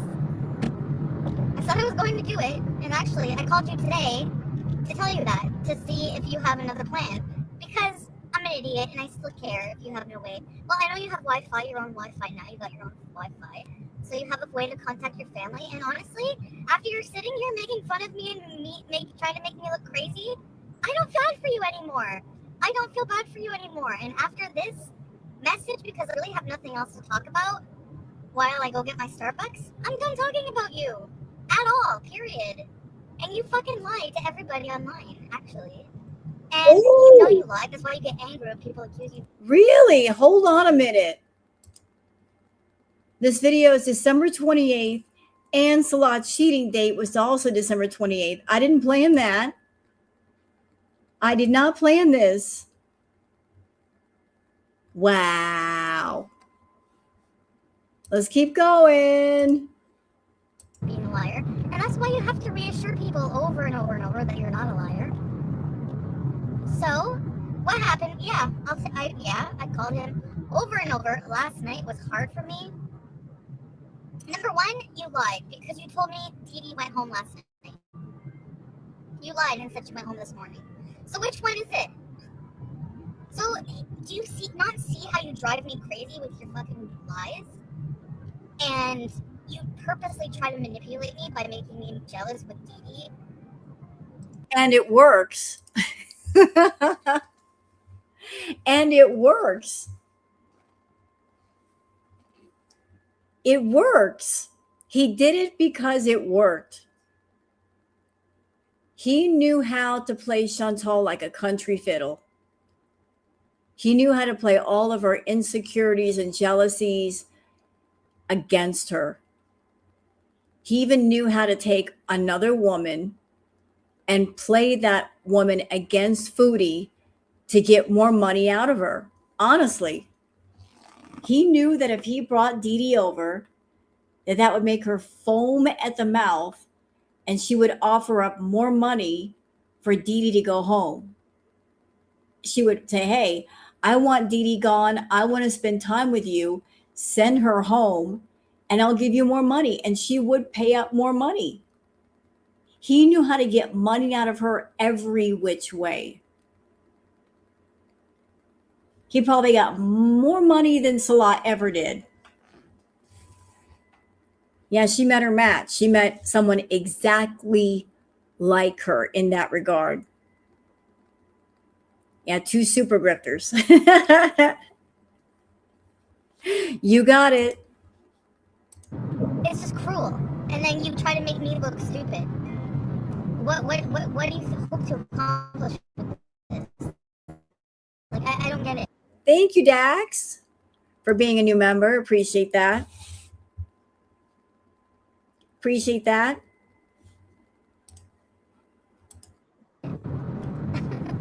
Anyways, I am totally getting over you. I have no ties to you at all anymore. I never asked you once for the fucking TV remote. So you saying that's why I contacted you? No. The TV was an excuse? Yeah.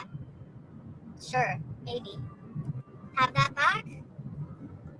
I have no ties to you now. And you know what? You are saying on live that you like it this way. You want to make me look crazy? You don't want me to call you? So I won't. I won't. Trust me, this whole fucking time, I was doing you favors. And I really, really can't wait for you to realize that. And also, he's the type of person whose pride will not let him concede no matter what. Like, he could be crawling on the ground, dying of starvation. And he will never ever admit to being wrong. I realize he'll never give me what I'm... By the way, like the whole looking for an apartment in Montreal thing, that wasn't really looking for an apartment for Natter. I mean, let's think about it. For her to get into the villa, Pete's had to be on the lease, not her, because of her bankruptcies. So all of this, let's run around, let's look for an apartment together, or me look for an apartment for you. She knew right off the bat she would not be able to get an apartment for Natter. She was just being sneaky and slimy and telling him that she could get him an apartment because she wanted to spend extra time with him. She was conning him. She wanted extra time with him, so she dangled the golden carrot. Let's get a place together. Although he couldn't get one and she couldn't get one. But she wanted like some extra time with him. And then once he figured it out, he was pissed. He was so angry. Once he figured out it ain't going to happen and it could never happen, he was mad that he got lied to. looking for, he'll never be able to... I'm basically hounding him to try to make him, like, love me at this point. Or try to get an answer out of him. And he's just toying with me like a spider in a web. I'm stupid. But I don't want to fuck with you. I don't want to fuck up your life. I never did. Ha ha ha ha. I don't want to mess up your life. I never did. Although you went to the cops with false allegations. And he went spent the night in jail because of you. But I don't want to mess up your life. You came online and you painted him an abuser. But you didn't mean to fuck up his life. Oh, that was not your intention at all. No, not at all. I loved you. I was in love with you, and it fucking hurt me.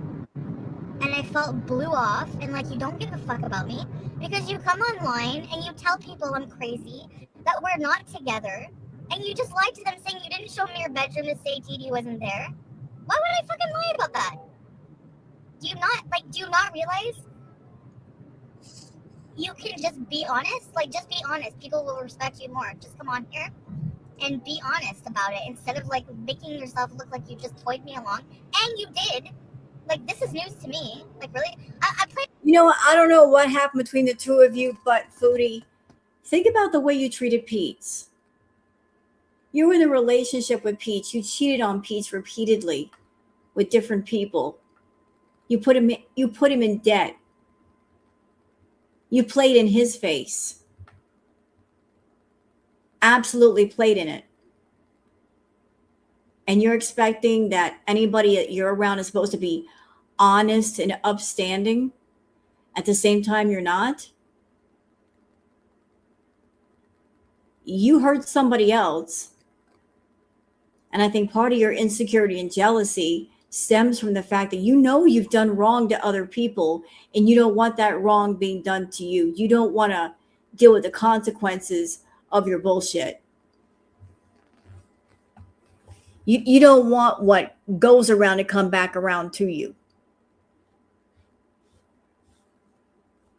So, you know, you play in people's faces. Eventually your face gets played in. Along with it for a while, like, okay, he just wants to be private. He doesn't want people to know our business. Okay.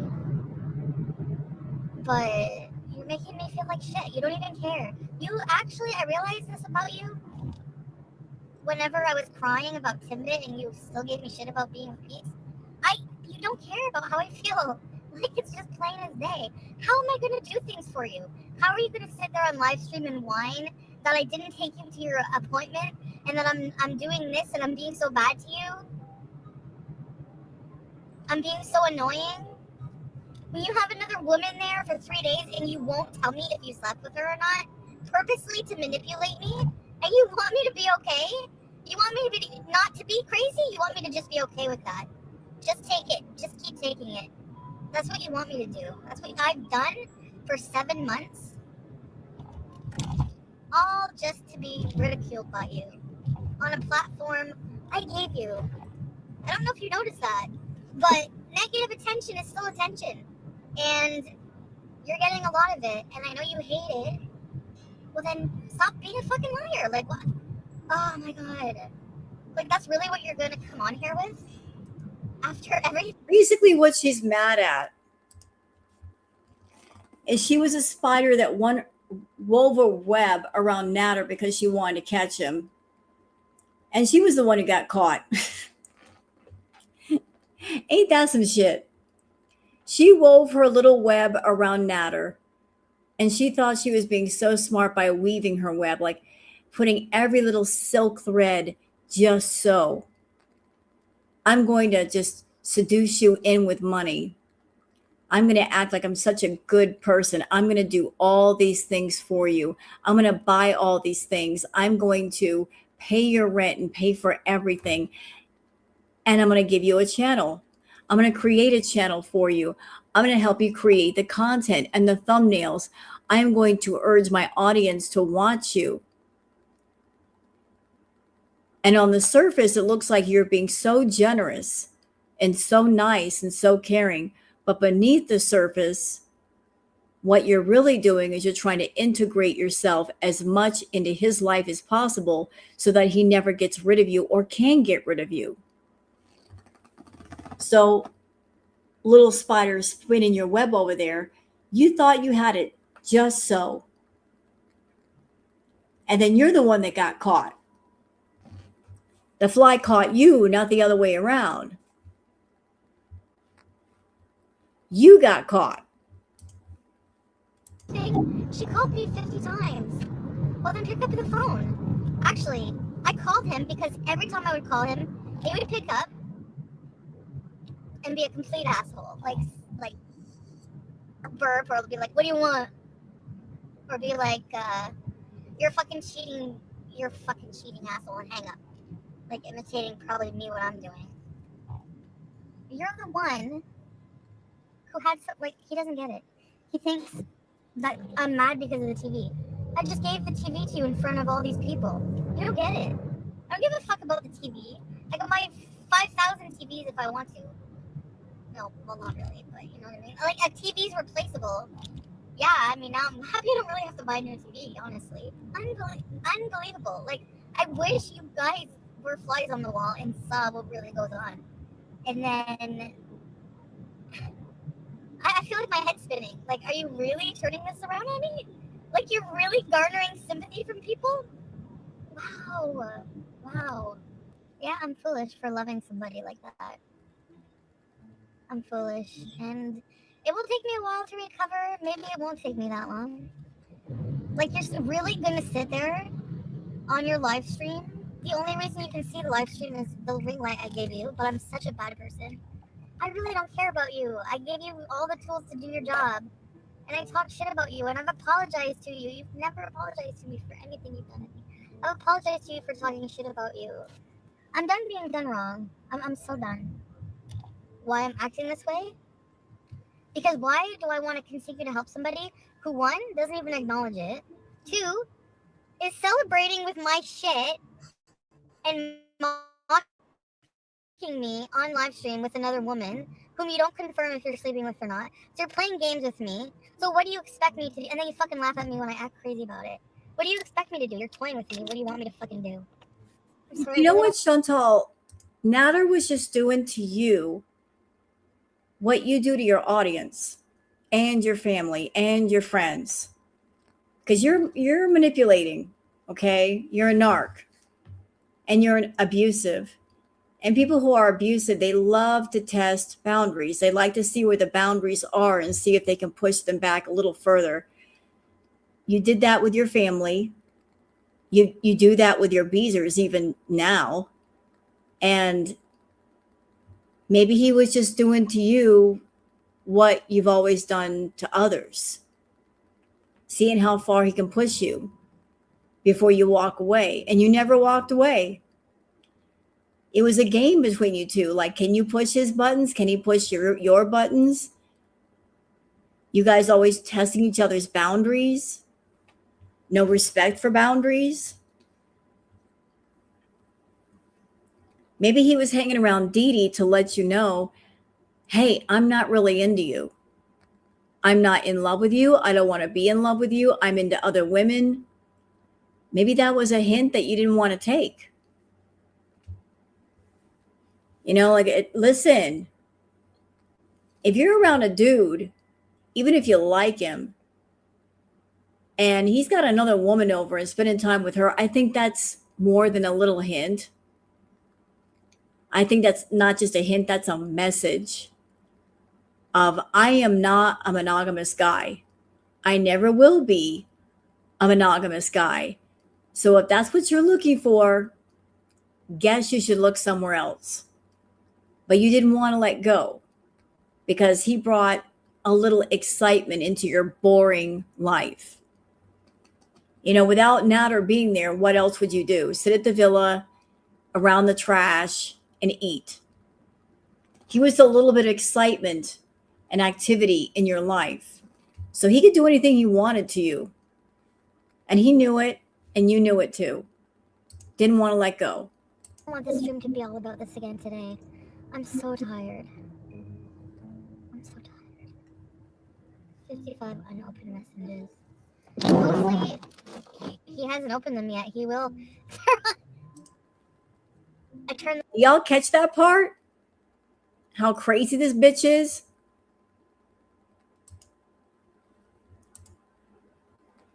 He hasn't opened them yet. He will. You're toying with me. What do you want me to fucking do? I'm sorry, I really don't want this stream to be all about this again today. I'm so tired. I'm so tired. 55 unopened messages. That's how many she sent him, 55.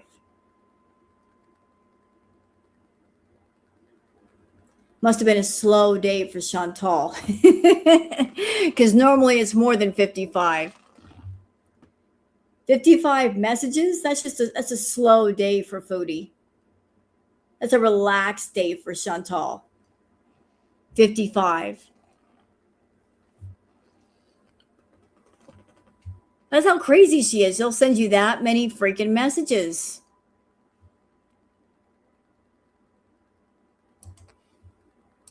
Unopened messages. Mostly, he hasn't opened them yet. He will. I turned the phone off. I'm turning the phone off. I'm calling to turn the phone off. I turned the phone off. Those are the messages. Oh, and missed calls. Yes, missed calls. So enjoy them. My Twisty Misty was in the car all night. Is it so good? Ew. I hope you enjoy those 55 missed calls because they'll be the last ones you ever get from me anyway. I wanted to go over and see if she was there. Because I was like, so let me come over now then. If you have he was like, tomorrow. Tomorrow after coffee bees, come by noon. Did you hear that? She wanted to actually go over to his house to see if Dee Dee was there. So she's 55 times calling. Yeah, 55. And on top of that, she wanted to go over to his house to see if she was there. Now, keep in mind, y'all, this is not a couple that are committed to each other. He never said, I am your man and you're my woman and there's nobody else. They are just booty calls with benefits. That's it. Like, we're just seeing each other. Maybe you might get some party favors, maybe some booty, maybe both, but there's no commitment here. And she's acting this way with a guy that she's not committed to, he's not committed to her. They're just party buddies. And she wants to go by his house to see if another woman is there. Even though she has no right to, because that's not her man. How does she think that's okay? In her world, it's her rules. Everything's okay as long as she says it is. So I said, let me come over now. Let me come over now. I wanted to know the truth. I couldn't leave it alone. I was obsessed with it. Well, I have no choice. I don't want to be, I'm not cutting off the phone just to be mean. He's going to think that. It's because he didn't answer my phone calls. And he kept hanging up on me. And we're done. We're not in a relationship, so why am I paying your phone bill? If we're not in a relationship, why am I paying your phone bill? If we're not in a relationship, why am I doing all this shit for you? She would do that several times. See, the phone bill that she's referring to was actually her phone bill. She had it on her plan. She wanted to make sure that it was on her plan so that she always had access to him. And so what she would do is play this game using the phone. Hey, I'm going to go ahead and put you on my plan. I'll pay the bill. And then she would do like little power plays with the phone of like turning on the service and then turning it off. And then turning off the service and then turning it off. And she did that so many times that on one occasion, she had to actually talk to the phone company because they're like, what the F is going on? You keep switching it off, switching it back on, switching it off, switching it back on. They had questions. Like, what is this all about? She did it so much that she had to go through the embarrassment of talking to the phone company, explaining why she was doing what she was doing. Just imagine that. You're so psycho that even your phone company is concerned. Like, why do you keep switching it off and switching it back on? This is crazy.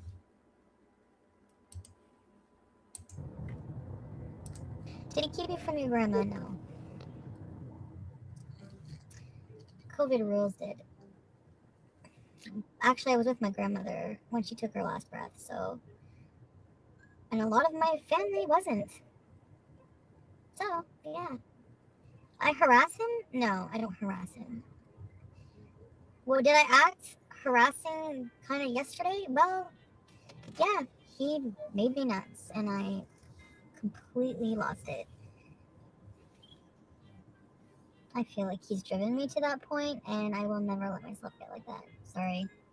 Over a man. And this is her basically blame shifting. Oh, like it's his fault. It's always his fault. He drove me to this point. He made me act this way. No accountability here of, you know what? I'm acting ridiculous. I'm around a guy that I'm not going to get what I want. And I could just walk away and just, stop the hemorrhaging of money and everything else. No, I'm going to keep on with it. I am going to create my own suffering. I'm going to create my own pain, my own heartbreak by continuing to be where I really shouldn't be, by continuing to see someone that I really shouldn't be seeing. I'm creating the environment and the ambiance, and then I'm going to complain about it. That's like somebody walking out in the middle of a freaking storm and getting wet and then complaining about it. Like, you knew it was raining out there. Why complain about getting wet if you walked out in the middle of a storm and you saw the storm? Stupid. Stay inside and you won't get wet. And every time she went to go see Natter, it's like walking out in the middle of a storm. It's nasty weather outside, but you're going to do it anyway. You won't stay away from it. No.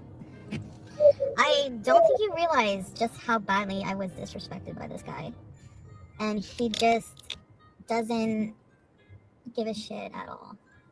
Why would I let him keep the number? Well, I don't know, because I turned the phone off. She talks to him about every guy she's with. Oh, this guy's been so disrespectful. Salah's been disrespectful. Natter was disrespectful. Everybody's disrespectful to Chantal. That is her favorite word. Oh, he disrespected me by telling you no, not giving you your way when you wanted it, not giving you a relationship by having boundaries. That's being disrespectful. Somebody saying, hey, I don't want to be with you. That's disrespectful. No, it's not being disrespectful. That is a person having boundaries and saying, these are my boundaries. I don't want to be in a relationship with you. In a strange way, they're being kind by saying, I don't want to be in a relationship with you. They're saying, you're not going to get what you want out of me. Please look somewhere else.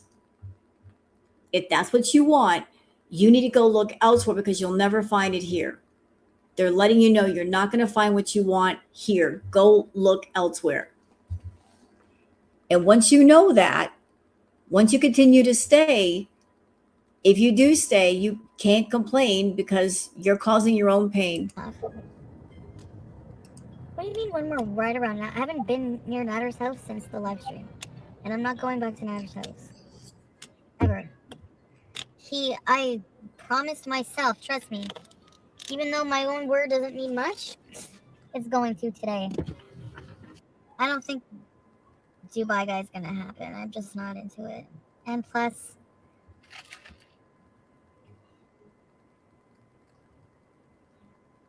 I don't feel anything. I mean, he's nice to look at, but I don't really give a fuck right now.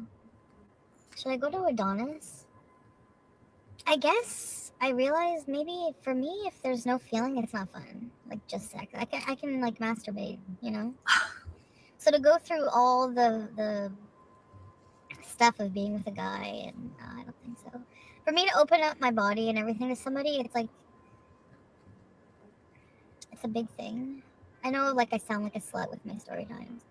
I used to be, but now I'm a bit different with that. So cops are on their way where? Yeah, you know what? I'm glad, even though I didn't expect her to say what she just said, I'm actually glad that she said it. Because it makes an important point, y'all. Foodie's a very insecure person. She's very insecure about herself.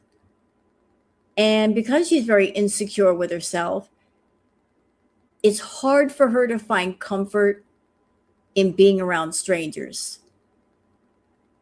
So what does that mean? That means when she gets comfortable with someone, when they become familiar to her, she stays with that person. Do you understand? It's like an old, comfortable pair of shoes. We've all had a pair of those. It's just an old, comfortable pair of shoes that you don't want to throw away. You put them on your feet and they're nice and comfortable. And you don't want to go out and buy a new pair of shoes because a new pair of shoes would just feel different. So Natter is basically her comfortable pair of shoes. She's comfortable with him. She feels not embarrassed around him with her body. And that's why she'll always keep going back. She'll never let him go because he's a comfortable pair of shoes. Can people stop calling? I'm not gonna go live anymore. I'm just gonna do videos for real. This is just, at this point, it's annoying harassment. They're gonna come, they're gonna check on me. What? You know what, Starshine? Is she lazy to change partners? Maybe. But I think another factor is the money. She used to have money, lots of money, to seduce men. That's her seduction, is money, you see. Throwing the money on the table, throwing the YouTube channel on the table. I said before, Salah was the last one that she could throw that game on and get away with it.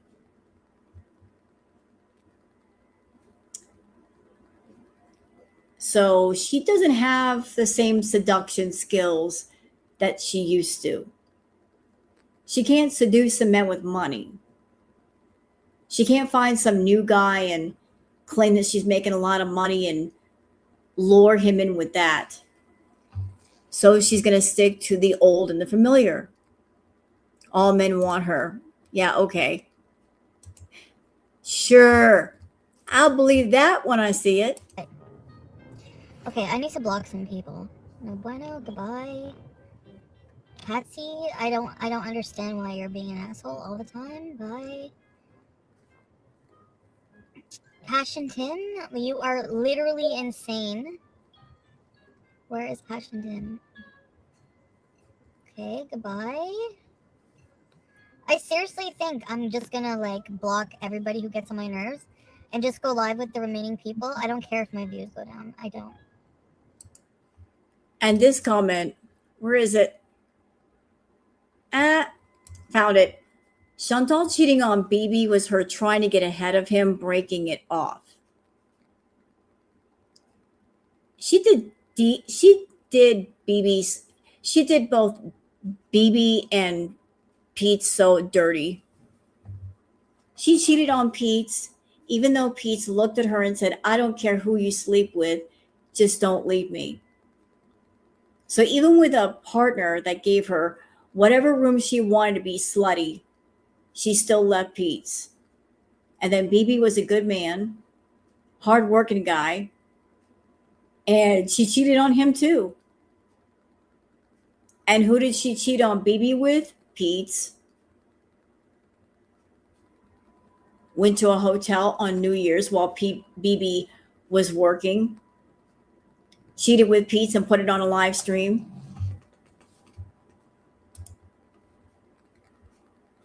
Just dirty. She's a dirty woman. Seriously. It's ridiculous. Why are the cops even being brought up here? You're fucking ridiculous. And these are the people who say I need a psychiatric evaluation. For real? I'm not unblocking these people, because these people are over it anyway, right? And you know what? This is my channel, so if I'm having trouble getting over a fucking relation, or whatever you want to call it, I'm going to call it a relationship. For the past 7 months, and I'm affected by it, it's going to take me time to get over it. And if I have something to say about it, I'm gonna say something about it. If you don't like it, please leave. That's all I can say. The cops they need to get a fucking system where they track people who call in for no reason. This is ridiculous. Like, so just anybody can call and just make up something? So then the cops come at your door? Now you know you have a lot of haters that are reporting you. Yeah? Am I doing a crime? No? Okay. So you get it now. Haters, reporting. Until I commit a crime, leave me the fuck alone. Honestly, everybody. They have to investigate everything. Well, then they should investigate the false calls. Like, you're sending out resources. You're sending out 2 cop cars on a wellness check when... Okay. So they go, check on you. That should be illegal. That should be like a fucking crime to send police out for no reason. I'm sorry. And they should be able to trace people's phone. Like, no matter what. Like, and I hope they do. They call so I rage. Like, that's like entertainment for some people. That's like so fucked up. And people have the nerve to say I'm insane. Oh, sorry. I'm sorry that I'm a little emotionally vulnerable after being treated like a fucking doormat for 7 months. Sorry about that. And yeah, you can say, I told you so, I told you so. Well, it doesn't change the situation for me because, like I said, you guys are just viewers. Like, I'm living this life. Like, I'm the one who's left with dealing with this shit now. You know? So, I'm not just a fucking toy that I can just turn on and off. Like, I have feelings. Oh, Elizabeth, do you want to be blocked? Aw, bye. Sorry you took the time to join. I listened to the video. It's not him. Wow. So am I getting this right that somebody joined as a member and she blocked that person? Wow. Bitch. I don't know if they fucked or not. I don't really care at this point. It's somebody said, like, does it even matter at this point? It does, but no, because he lied. So I still feel like he did cheat. And he, like, I don't know the emotional turmoil I went through. No, listen. If you're in a committed relationship with someone, they have said to you, you're my woman, I'm your man. There are no others. They're saying this is a monogamous relationship. I'm with you, you're with me, there's no one else. Then it would be cheating if there was somebody else. But if there is no commitment, then there is no cheating. There's no cheating, Chantal. Maybe in your mind, there's cheating because you want a committed relationship, but until somebody commits to you and says so, it's not cheating. So if they're not a committed relationship with you, all they're doing is being a single person doing single person things, which they're allowed to do. If they're single and if they want to sleep with whoever, then they can sleep with whoever. And if you're just a booty call, you cannot scream, this person cheated on me if they didn't. For the past 2 days has honestly, like, people think it's for views and everything. I'm fucking tired. I'm emotionally tired. Like, this is not staged. This is real people destroying each other's life. Yes, when I come back, we're not talking about Nader at all. Like, I'm not. And I'm not unblocking people like Passion and fuck. Like, what? They contribute what? Call it that! They just spam and they're annoying. Like, they seriously get on my nerves like a gnat. I don't want that in my chat, sorry. If you want to hang out with them, go in a Discord where they talk about, I don't know what the fuck, go wherever. But, I'm over it. Bye, guys. So, I will see you guys in a little while, okay? Bye. Hi guys, I'm okay. I got some worried messages. I want you to know I am okay. I am sorry to worry you. As for my lives and blocking, etc., I'm not sure what to do. I hate blocking or keeping people blocked, but I'm tired of some of the trolling. Some is funny and some is just really bad. LOL. Okay, so see you in a bit. Here we go. 1. I miss Shannon. You are right. I have forgiven worse people for worse actions. 2. I'm sorry, Didi, for the huge drama while trying to visit your friend, and sorry for saying you look like Chris Farley. You are very lovely, and that I wish Nara would throw your toiletries into the streets of Gatineau. 3. Patsy, I'll unblock you. Do you like me yet? But Passiontim, you can suck a goose egg. 4. I am going to be busy with family tomorrow. Yes, they did not disown me yet. So I'll go live when I can. Okay. Love, yes. Bye-bye. And here's the darn TV that is missing. LOL. I'm getting a refund and I'm going to buy something else. I don't know. Bill's Texas Patties. Current mood. I can respect any person who can put their ego aside and say, I made a mistake, I apologize, and I am correcting the behavior. I have to clean in a bit. My mom and aunt want me to tell you that they are coming to help me tomorrow. LOL. They get a lot of concerned messages and they are coming to help me clean my place. But I want to clean bees a butt beforehand. A bit? Stop right there. Stop right there. So here's Foodie saying that her mom and aunt coming to her house to clean her house.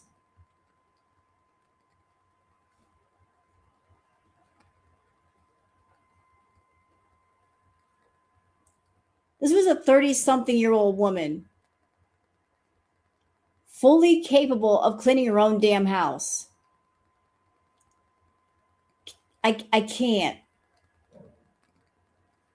Like I just wonder, does it make her feel weird to call on her aunt and her mom to come clean her house? How do you not feel weird? Like you're an adult and you're calling up your mom or your aunt and saying, hey, can you come clean my house for me? And I remember back in the villa days, the mom or the aunt coming over to clean, it happened more than once. They helped her clean her bedroom.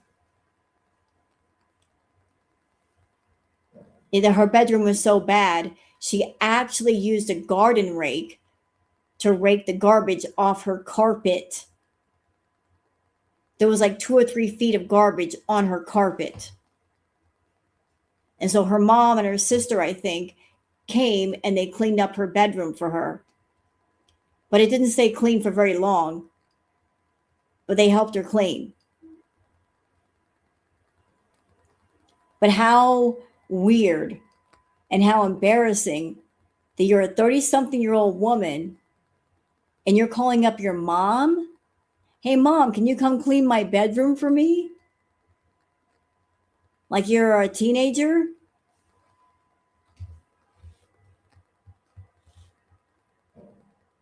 I can't relate. I really can't relate. Gonna bees in a bit. Okay, so at first I thought he actually filmed by himself and edited the video. But after watching it, I realized at the end I could hear someone breathing quite hard. It sounds like Chantal to me. Take me around 35 minutes, guys. And let's check what's gonna happen here.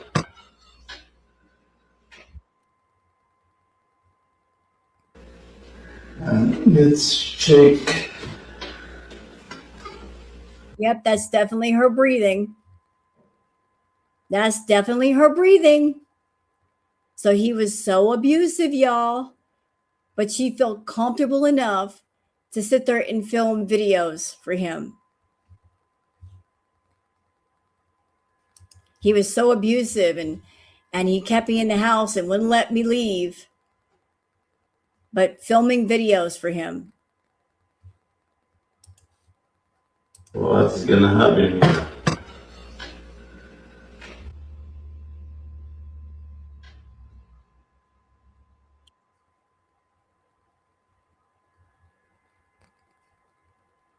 Are you guys there? There's not a lot of people here. No, I didn't just get home. What's cracking besides my chair? My chair is definitely cracking. Not much. Plain cheeseburgers. Why do you guys just assume? Why am I even asking that? Of course I know why you assume stuff. It's predictable, right?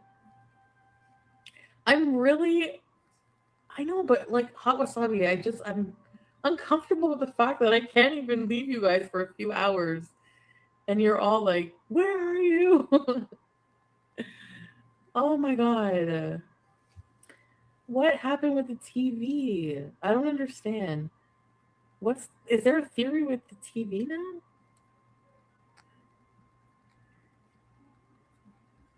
People are watching. Apparently, people are saying that the TV that she ordered from Amazon is the one Natter has currently in his room. Yeah, because you bought a TV for him. Watching Natter's house. Why? That's so creepy. Okay. That's what's freaking me out. That's why I put that there. I didn't. Yep, and the order was signed by Chantal Soreau.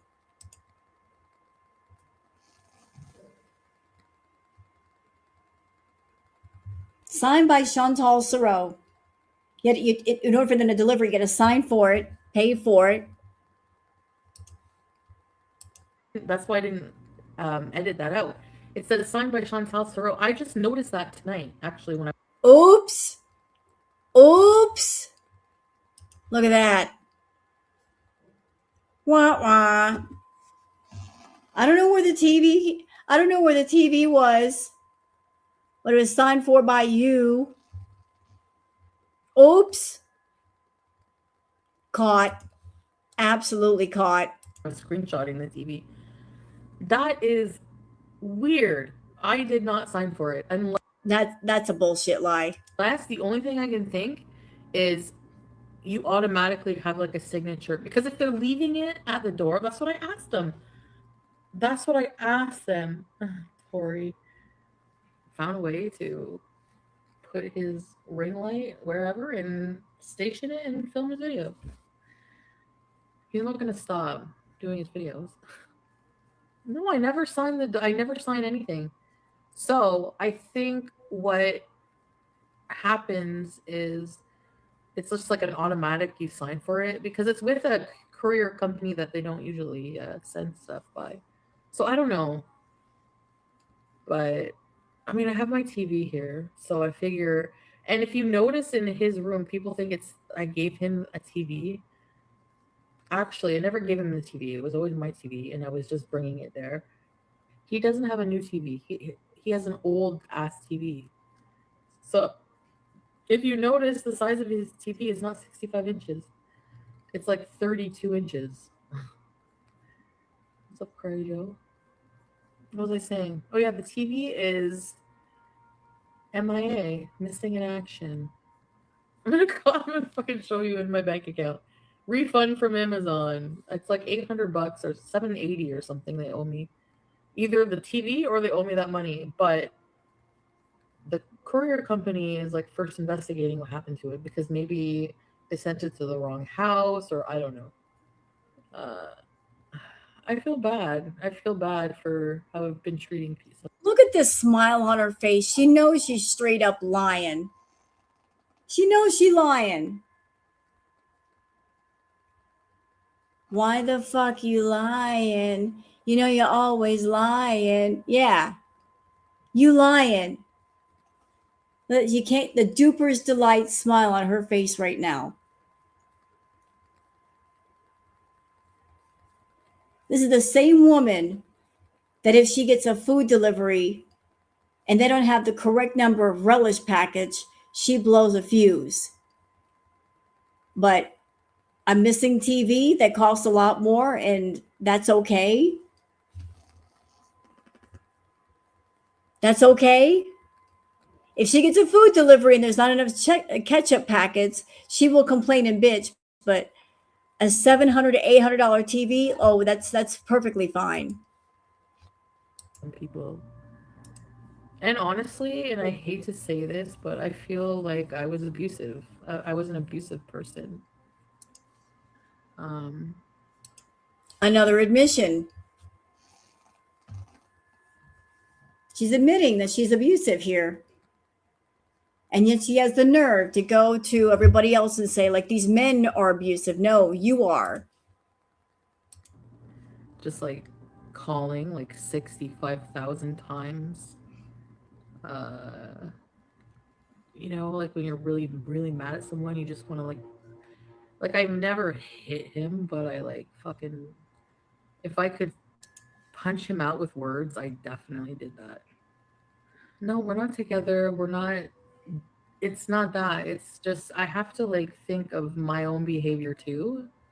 Like without excusing anybody's behavior. I'm just like looking at myself.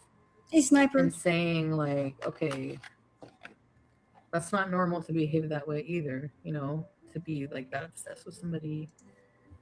I remember like, it reminds me of like a really toxic teenage love affair kind of thing. No, guys, I was doing his own stuff. So. Dubai guy, I feel bad because I kind of just don't care anymore right now. Maybe in the future. I wish I just had the balls to be assertive and just, I think tomorrow I'll just message him and be like, because I remember how much I hated when Nick did that to me, when he would ghost me, how fucking hurt I was and mad, and I was waiting for his message. You guys remember that? So I don't want to do that to this guy. He's been nice. So I just feel like saying like, I wish I could say I'm just really not in a good headspace right now. Maybe we can connect paths in the future. Like he did to me. Like he kind of didn't message me for a while and came back full beast mode. Admit, or what is it? Accept I got bigger. I'll never forget that.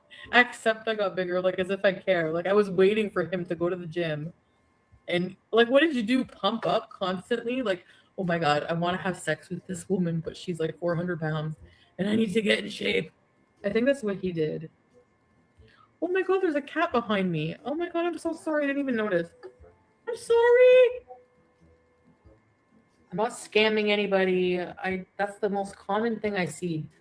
So I try to understand how people think that. Do you know that it makes me really scared for my mental health that people think that? Because that means that I changed my mind so many times about things. Like, for example, okay, you know that you guys remember that guy from the movie 50 States? Tom, he like loses his memory, like, yes, on a dark desert highway, that guy. That's how much I changed my mind.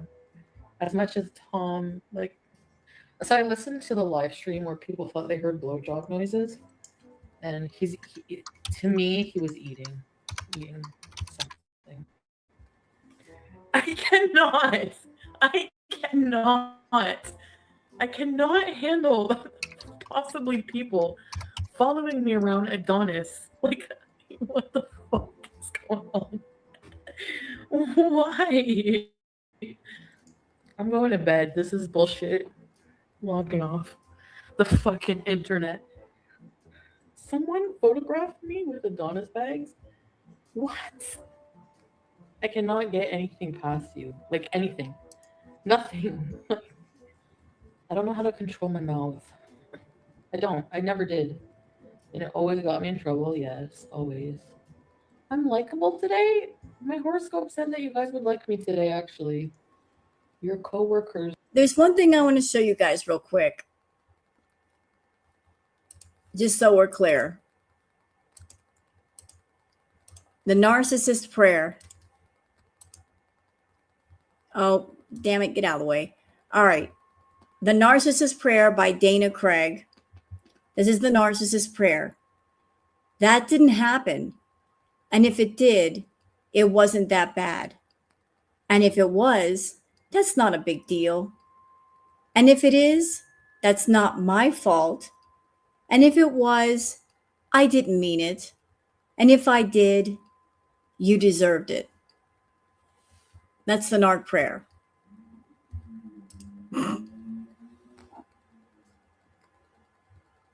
Let's go over that again. That didn't happen. And if it did, it wasn't that bad. And if it was, that's not a big deal. And if it is, that's not my fault. And if it was, I didn't mean it. And if I did, you deserved it. That is so the narc's prayer. I just want to share that with y'all real quick, because that's Foodie all day. That is so her. Will like you today or something like that. Anyway, I'm not lying. I'm not lying. We're not back together. I'm not in a relationship with him. I am focusing on myself, and that's why in the morning I have a lot of work to do. Guys, her avoiding the questions that she has there last night makes it very obvious she was. Don't let her continue to make fools of you, VIB. Okay, I have a question. Why is it my VIB's responsibility, or why do my VIBs get blame or responsibility for my life? Like, if you watch a TV show, do you call the actors and like, you fucked up my life, you piece of shit? Or do you just change the channel? I don't understand why my supporters, like, you know what? Look at it this way. Most of the people subscribed to my channel don't even like me. So there you go. If that makes you feel any better about yourself. If that makes you feel any better that I have anybody who loves me in my life because you hate me so bad, I hope you find restitution in the idea that, or hope you find solace. I don't know. I'm really like, doing these retro reacts, I have to say, even though I don't like most of the Beezers, just watching these old retro reacts, the OG Beezers, they had a lot more balls. They were a lot ballsy with Chantal. They let their opinions be known compared to the new batch. The new batch, they're just spineless in comparison. They're so spineless, they're afraid to speak up. Like the OG Beezers, they would call her the fuck out. And she would put up with it. Because at that time, she was still depending on YouTube for her income. But a lot of them were ballsy compared to the new Beezers right now. The new Beezers, they're walking on eggshells and they're afraid to make her angry. really bad in English. No, yes, they were. No, like, why mention my VIBs at all? Like, it's like they're like people try to guilt them for like supporting me.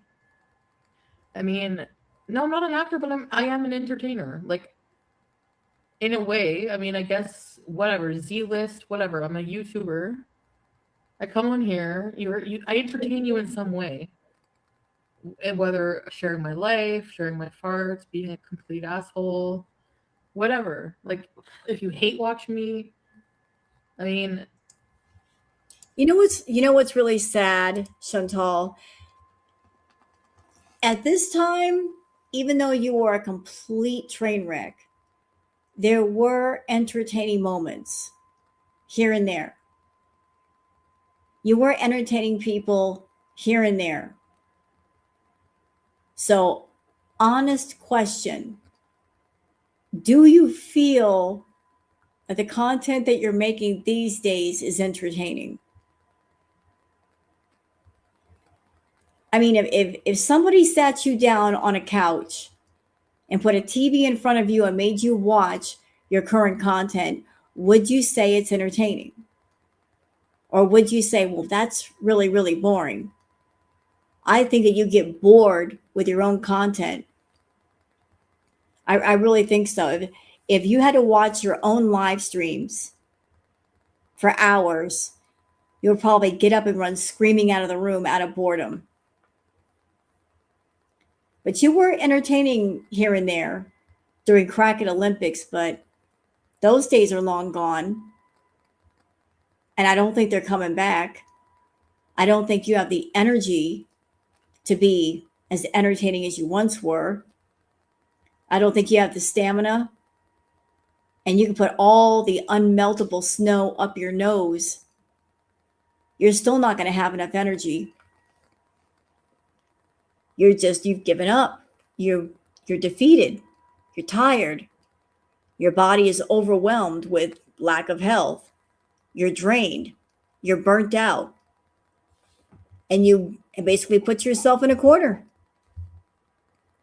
But the content you're doing now, it's not entertaining. It really isn't. You know, I don't know. That's the thing. So stop trying to shame my VIBs. We're all very dumb for supporting you. Why? What's the difference? Like, you guys listen to The Weeknd. You know he fucking does cocaine. Are you supporting his cocaine habit? Cut that ivory into skinny pieces and she cleans up with her face. So I love my babe. Like, that's definitely about cocaine. Because I don't have to hide these things from people. You know what I mean? Like, so people are so... How many... do you guys clench a fart in the store? Really? You are such suckers. You clench your butt cheeks and uncomfortable because you have to fart. Just because you're afraid someone's going to go, ew. Tracy, that's what I want to know. That's what they're investigating. Because I did not sign for a TV. I never signed for anything that comes to my house. Like, it just gets left there. Maybe someone stole it. Maybe someone... I don't know. They don't even check your ID. Like, I highly doubt it. Because anytime I did have to sign for anything in the past from this company, they just have you sign. Oh, this person signed for it. Okay, well, what if that person is not the person? Like, you know what I mean? They need to be a bit more careful. But then it's also a double-edged sword because when they're too careful, I get annoyed. Because then I don't have the proper ID on me when I need to pick it up. Or do you know what I mean? It's just more of a pain in the ass. Houses for homeless people and rest stop murderers. It's the rest stop murderers. Oh God, Julia, I knew it. Oh, somebody's sending. Now I'm a friggin' homophobe and I'm like everything. Maybe I make homophobic comments sometimes if I don't mean to. I don't think I do. Maybe, okay, here's what happens maybe. Things I say, and this happens to anybody, not just me.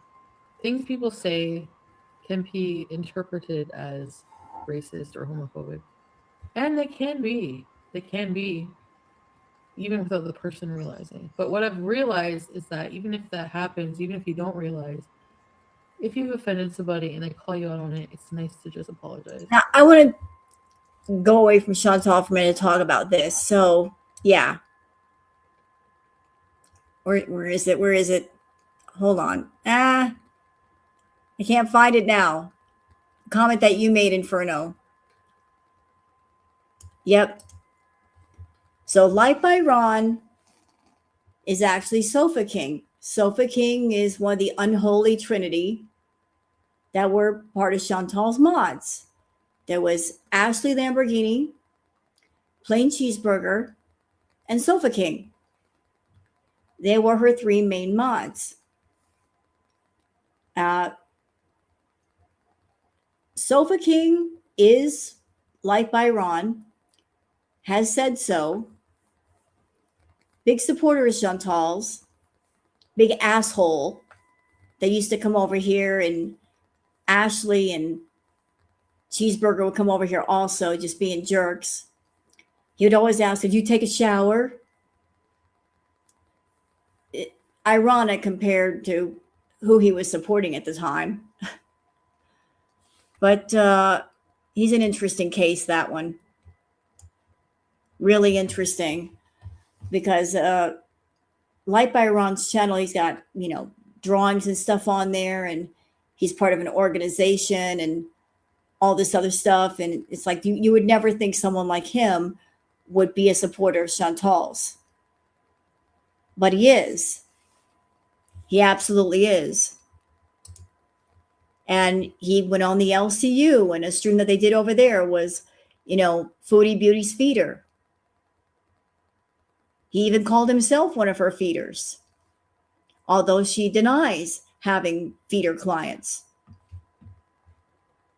Isn't that strange that one of her mods is saying, yes, I am a feeder to Chantal?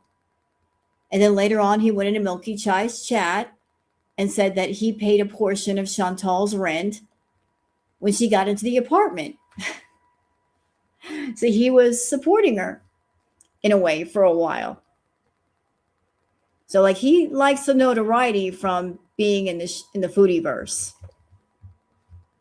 She's got a weird bunch around her, that's for sure. Right? So, I feel like a kid learning lessons for the first time. The terms of service will tell me how to conduct myself. Oh. Well, what am I doing wrong against the terms of service? I mean, they age restrict. I think some people, they report my videos, like every single video. Like, you hate me that much? You just report all my videos. If you hate me that much and I truly go away, you're not going to miss me? I'm just curious. But anyway, smoking, I'm not promoting it. I'm just fucking smoking right now. I'm not like putting a link to it. I tell you what I smoke, but there's like marijuana strain channels. To answer your question, is Light by Ron, is that Rev? No, Rev and Shani are different people. You're thinking of Shani and Rev. Rev is actually Jason. So Shani and Rev, whole different situation there. Life with Ron is somebody different. No, it's not the same person.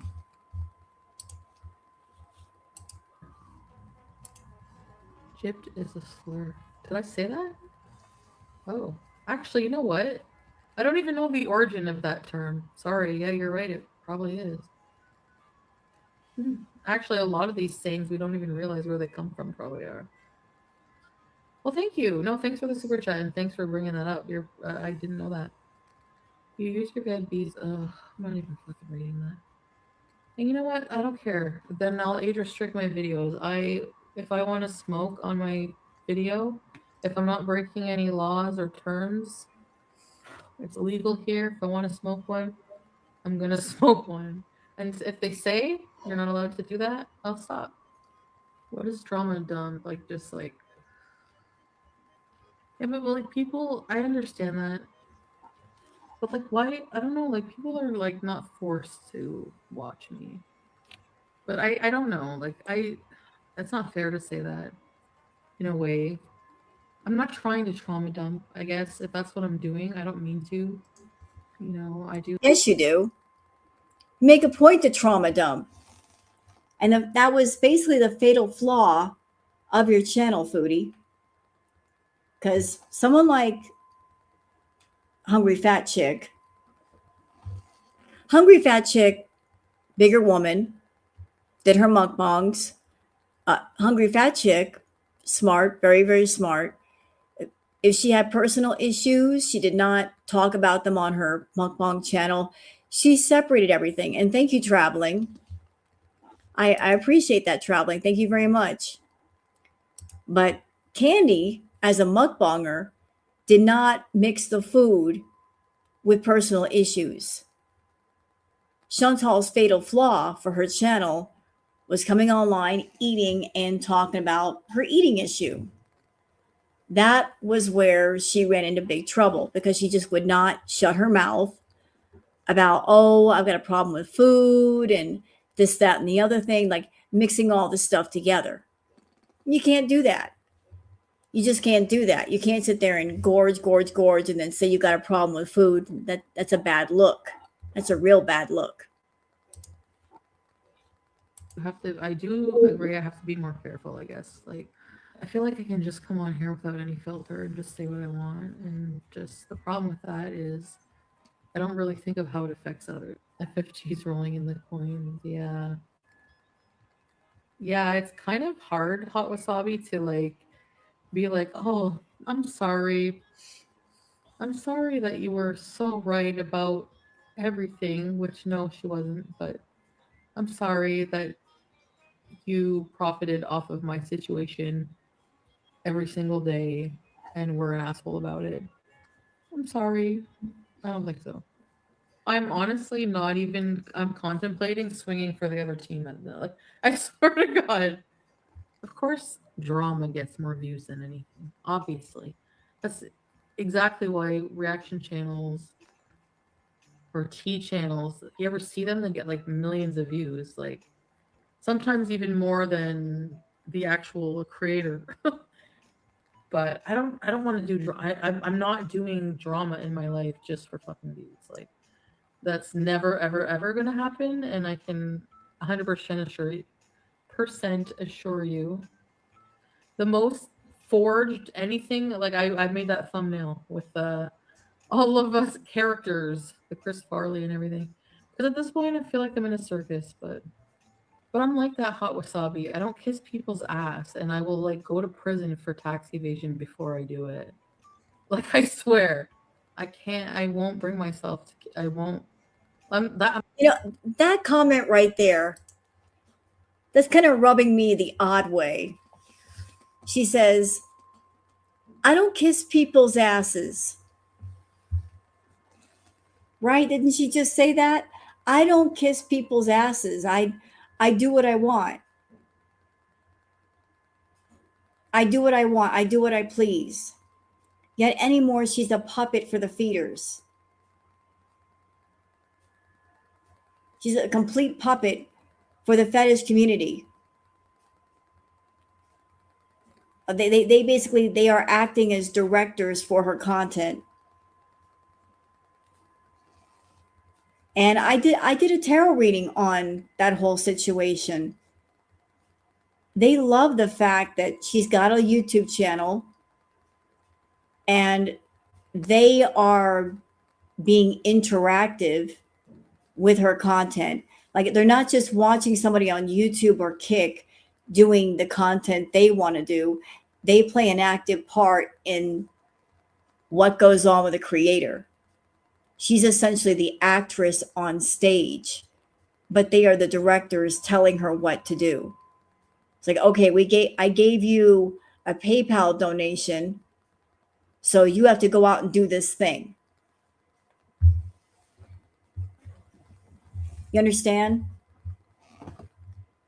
So she's the puppet. She's like, I'm not going to kiss people's asses, and yet you do it all the time. If a feeder tells you to get your ass off that couch and get on the scooter and go get a beaver tail, even if you're sick, even if you don't feel like doing it, you'll do it. You'll absolutely do it. If they tell you to get on the train and ride around for 20 minutes, you'll do it. Even if you've got diarrhea, you'll do it. Yeah, you think you're the puppet master, but you're actually the puppet. And all your feeders, they control you with the requests. They send the money on through and they say, go do something. Go drive for several hours to Buck Hill Road. Go all the way out there, drive 7 hours. Or drive across the border to go to Sonic. You do what they tell you to do.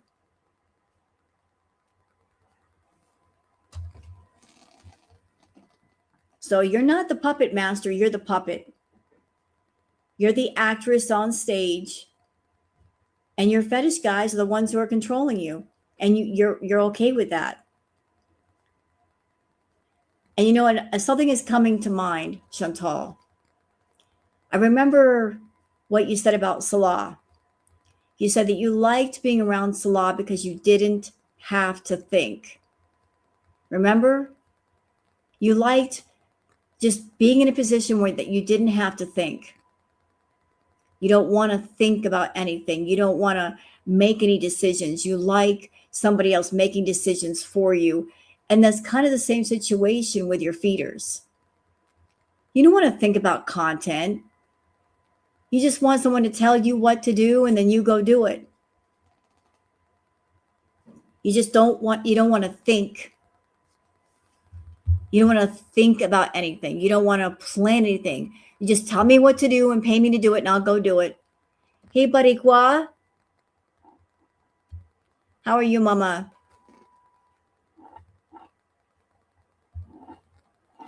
So she just wants to be the puppet. Happy being the puppet. I'm like that or that way. When he said like fucking stubborn to the point because like he won't let people twist his arm back. That's what like when he said that I'm like, yeah, I think maybe that's what our problem is. We like really are like similar in some ways, personality wise. Yeah, I'm just going to really try to do content. And honestly, I like live streams with you guys, like the fun ones. Like we used to do Beeson and stuff, but we do need to be like things to do for sure. I never really just sat and thought how big of a part of a role the food plays in this relationship. It's like a comfort thing, like Adonis. Like I love going there.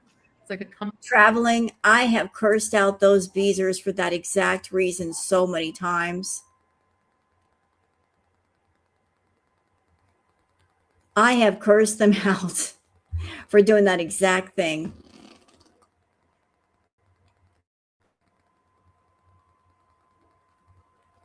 Addiction is addiction. Doesn't matter what the addiction is.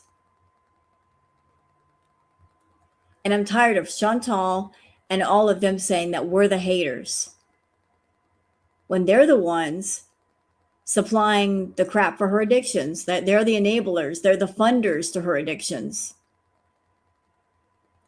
They claim to care about Chantal so much, and yet they're helping her become more sick. And I'll tell you what, Chantal better understand that if something happens to her and she ends up alone in a hospital bed, not a single one of them are going to be holding her hand while she's laying there by herself. They'll find someone else on YouTube and give them all of their money and make them sick too. And then if something happens to that person, they'll move on to the next and the next and the next and the next. She's just the next one in line. I'm just going to go ahead and say it. I think she's got some death fat feeders around her. That's what they want. They want to see her demise. Period. They want to see her demise.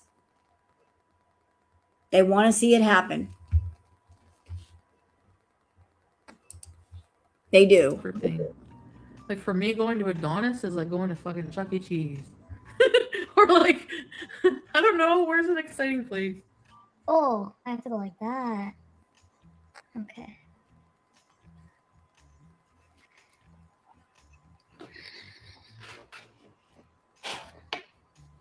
Oh, cool. I like this. Oh, I'm jealous of men that shave their face. Oh, the feeling of a nice shaved face. Yeah. I'm gonna have no sideburns. Does that look bad? Oh, the widow's peak? What are you doing? My hairline. The fibers, actually. What is Ooh, he waffles, yes. Oh, I want a big waffle and sausage. Maybe I should sleep for a couple hours. Get up, order that. Can I say something though? Listen, traveling app, I appreciate your good heart. And I know you care. I appreciate your good heart. But I've been on both sides of the addiction coin. I've had a food addiction myself, and I've lost people to addiction. My sister. Been on both sides of it. And as I can tell you with 100% certainty, it's too late. It's too late for Chantal. She's not even trying. She doesn't want to try.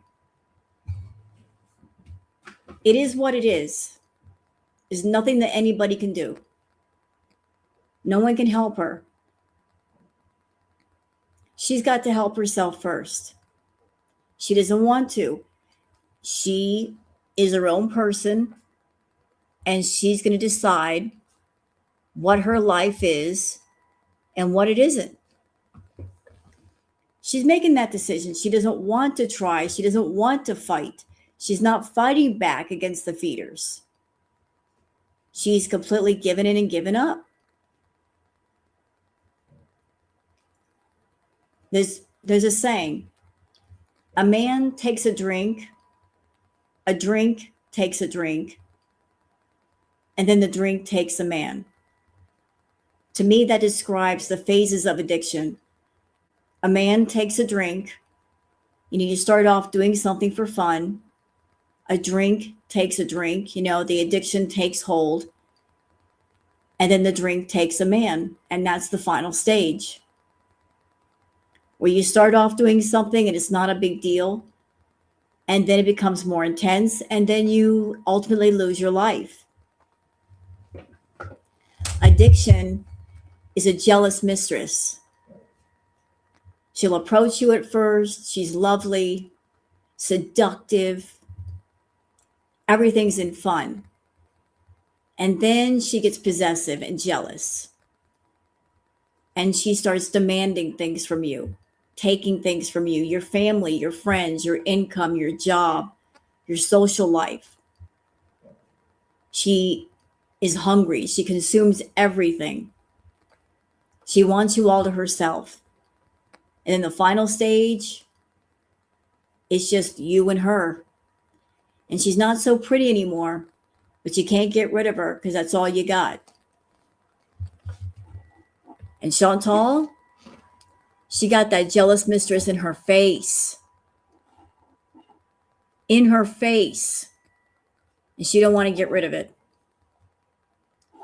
Addiction is the longest standing relationship she's ever had. And she will not divorce herself from it. Clean at the same time. Where did I go? I ordered food. I went out. I really ordered too much food. New girl. If no filters, then why does your face look so different on Pete's and Natter's camera?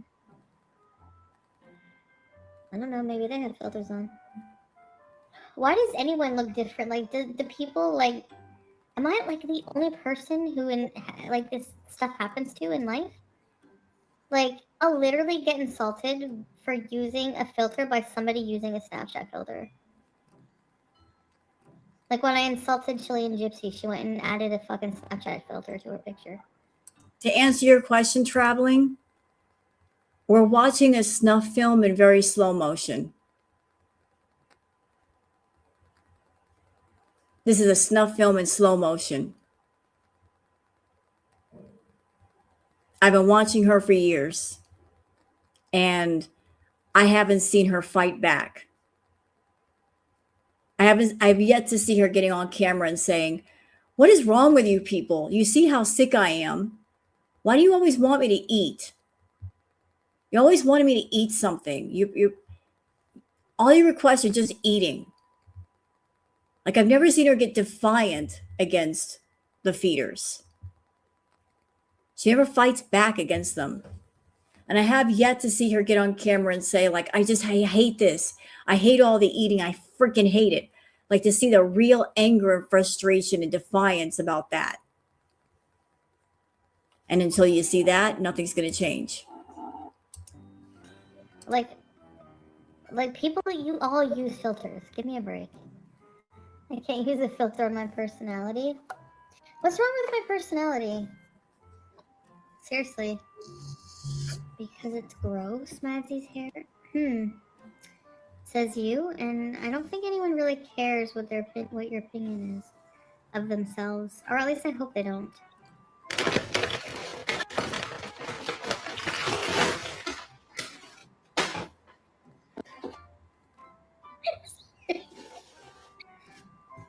the pancakes.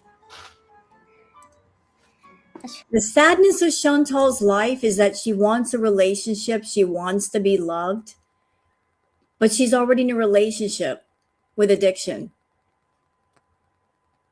You know, if she wants to be married, she's already married to addiction. And until she divorces herself from that, then no other relationship can survive. Because you got to pick one or the other. You cannot be in a long-standing, faithful relationship with addiction and expect that if you find a human relationship with somebody, that's going to survive for any length of time. The two just can't coincide together. So she's got to get rid of one to have the other.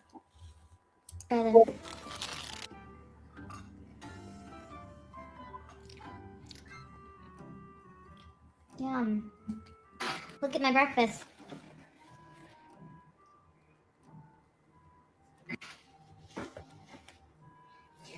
It's cat hair in my nose. I find if you eat slow, you pay too much attention to the texture. No cleaning. What do you want from me? Oh my god. Jeez. I swear, God, I'm so sorry. Excuse me. Okay, I'm going to bed. This is bullshit. It's 8 in the morning. I have to get up soon. So I'll see you guys whenever. I'll see you guys later. Bye. Thanks for hanging out this morning. So that was the video. Hope you guys have enjoyed it. I think Goose Chuck fell asleep. Or maybe she just is playing with Stevie. I know that she's got a live stream tomorrow with Bingo. 2 girls, 1 flirt. So I'm going to be there. Hope you guys are going to be there too. So before we go, nobody leave yet. Don't leave yet. Don't go anywhere. Hold on. Don't go anywhere. Stay right here or I'll send Goose after you with bad pictures. Okay, 2 girls, 1 flirt. I'm getting it. Give me a second. So, for those that are wondering where that channel is, where am I? Okay. You guys can go join up here because I will be there tomorrow. Is Goose not coming in tonight? Well, she said a while ago that she was playing with Stevie. But maybe she fell asleep too, waiting for the puppy to fall asleep. But she has a live stream with Bingo tomorrow, so I'm going to be there. So hope to see you guys there. And if she says Rose is sponsoring this, don't believe her. You heard it from me first. I am not sponsoring that crap. No, I'm not. I don't take any responsibility for anybody becoming half blind or nauseous. If you're feeling queasy, if you have stomach problems, if you have nightmares, that is not my fault. Don't even look over. Don't you look at me. Don't look at me. Don't look. Don't look at me. I didn't do it. All right, I'm out.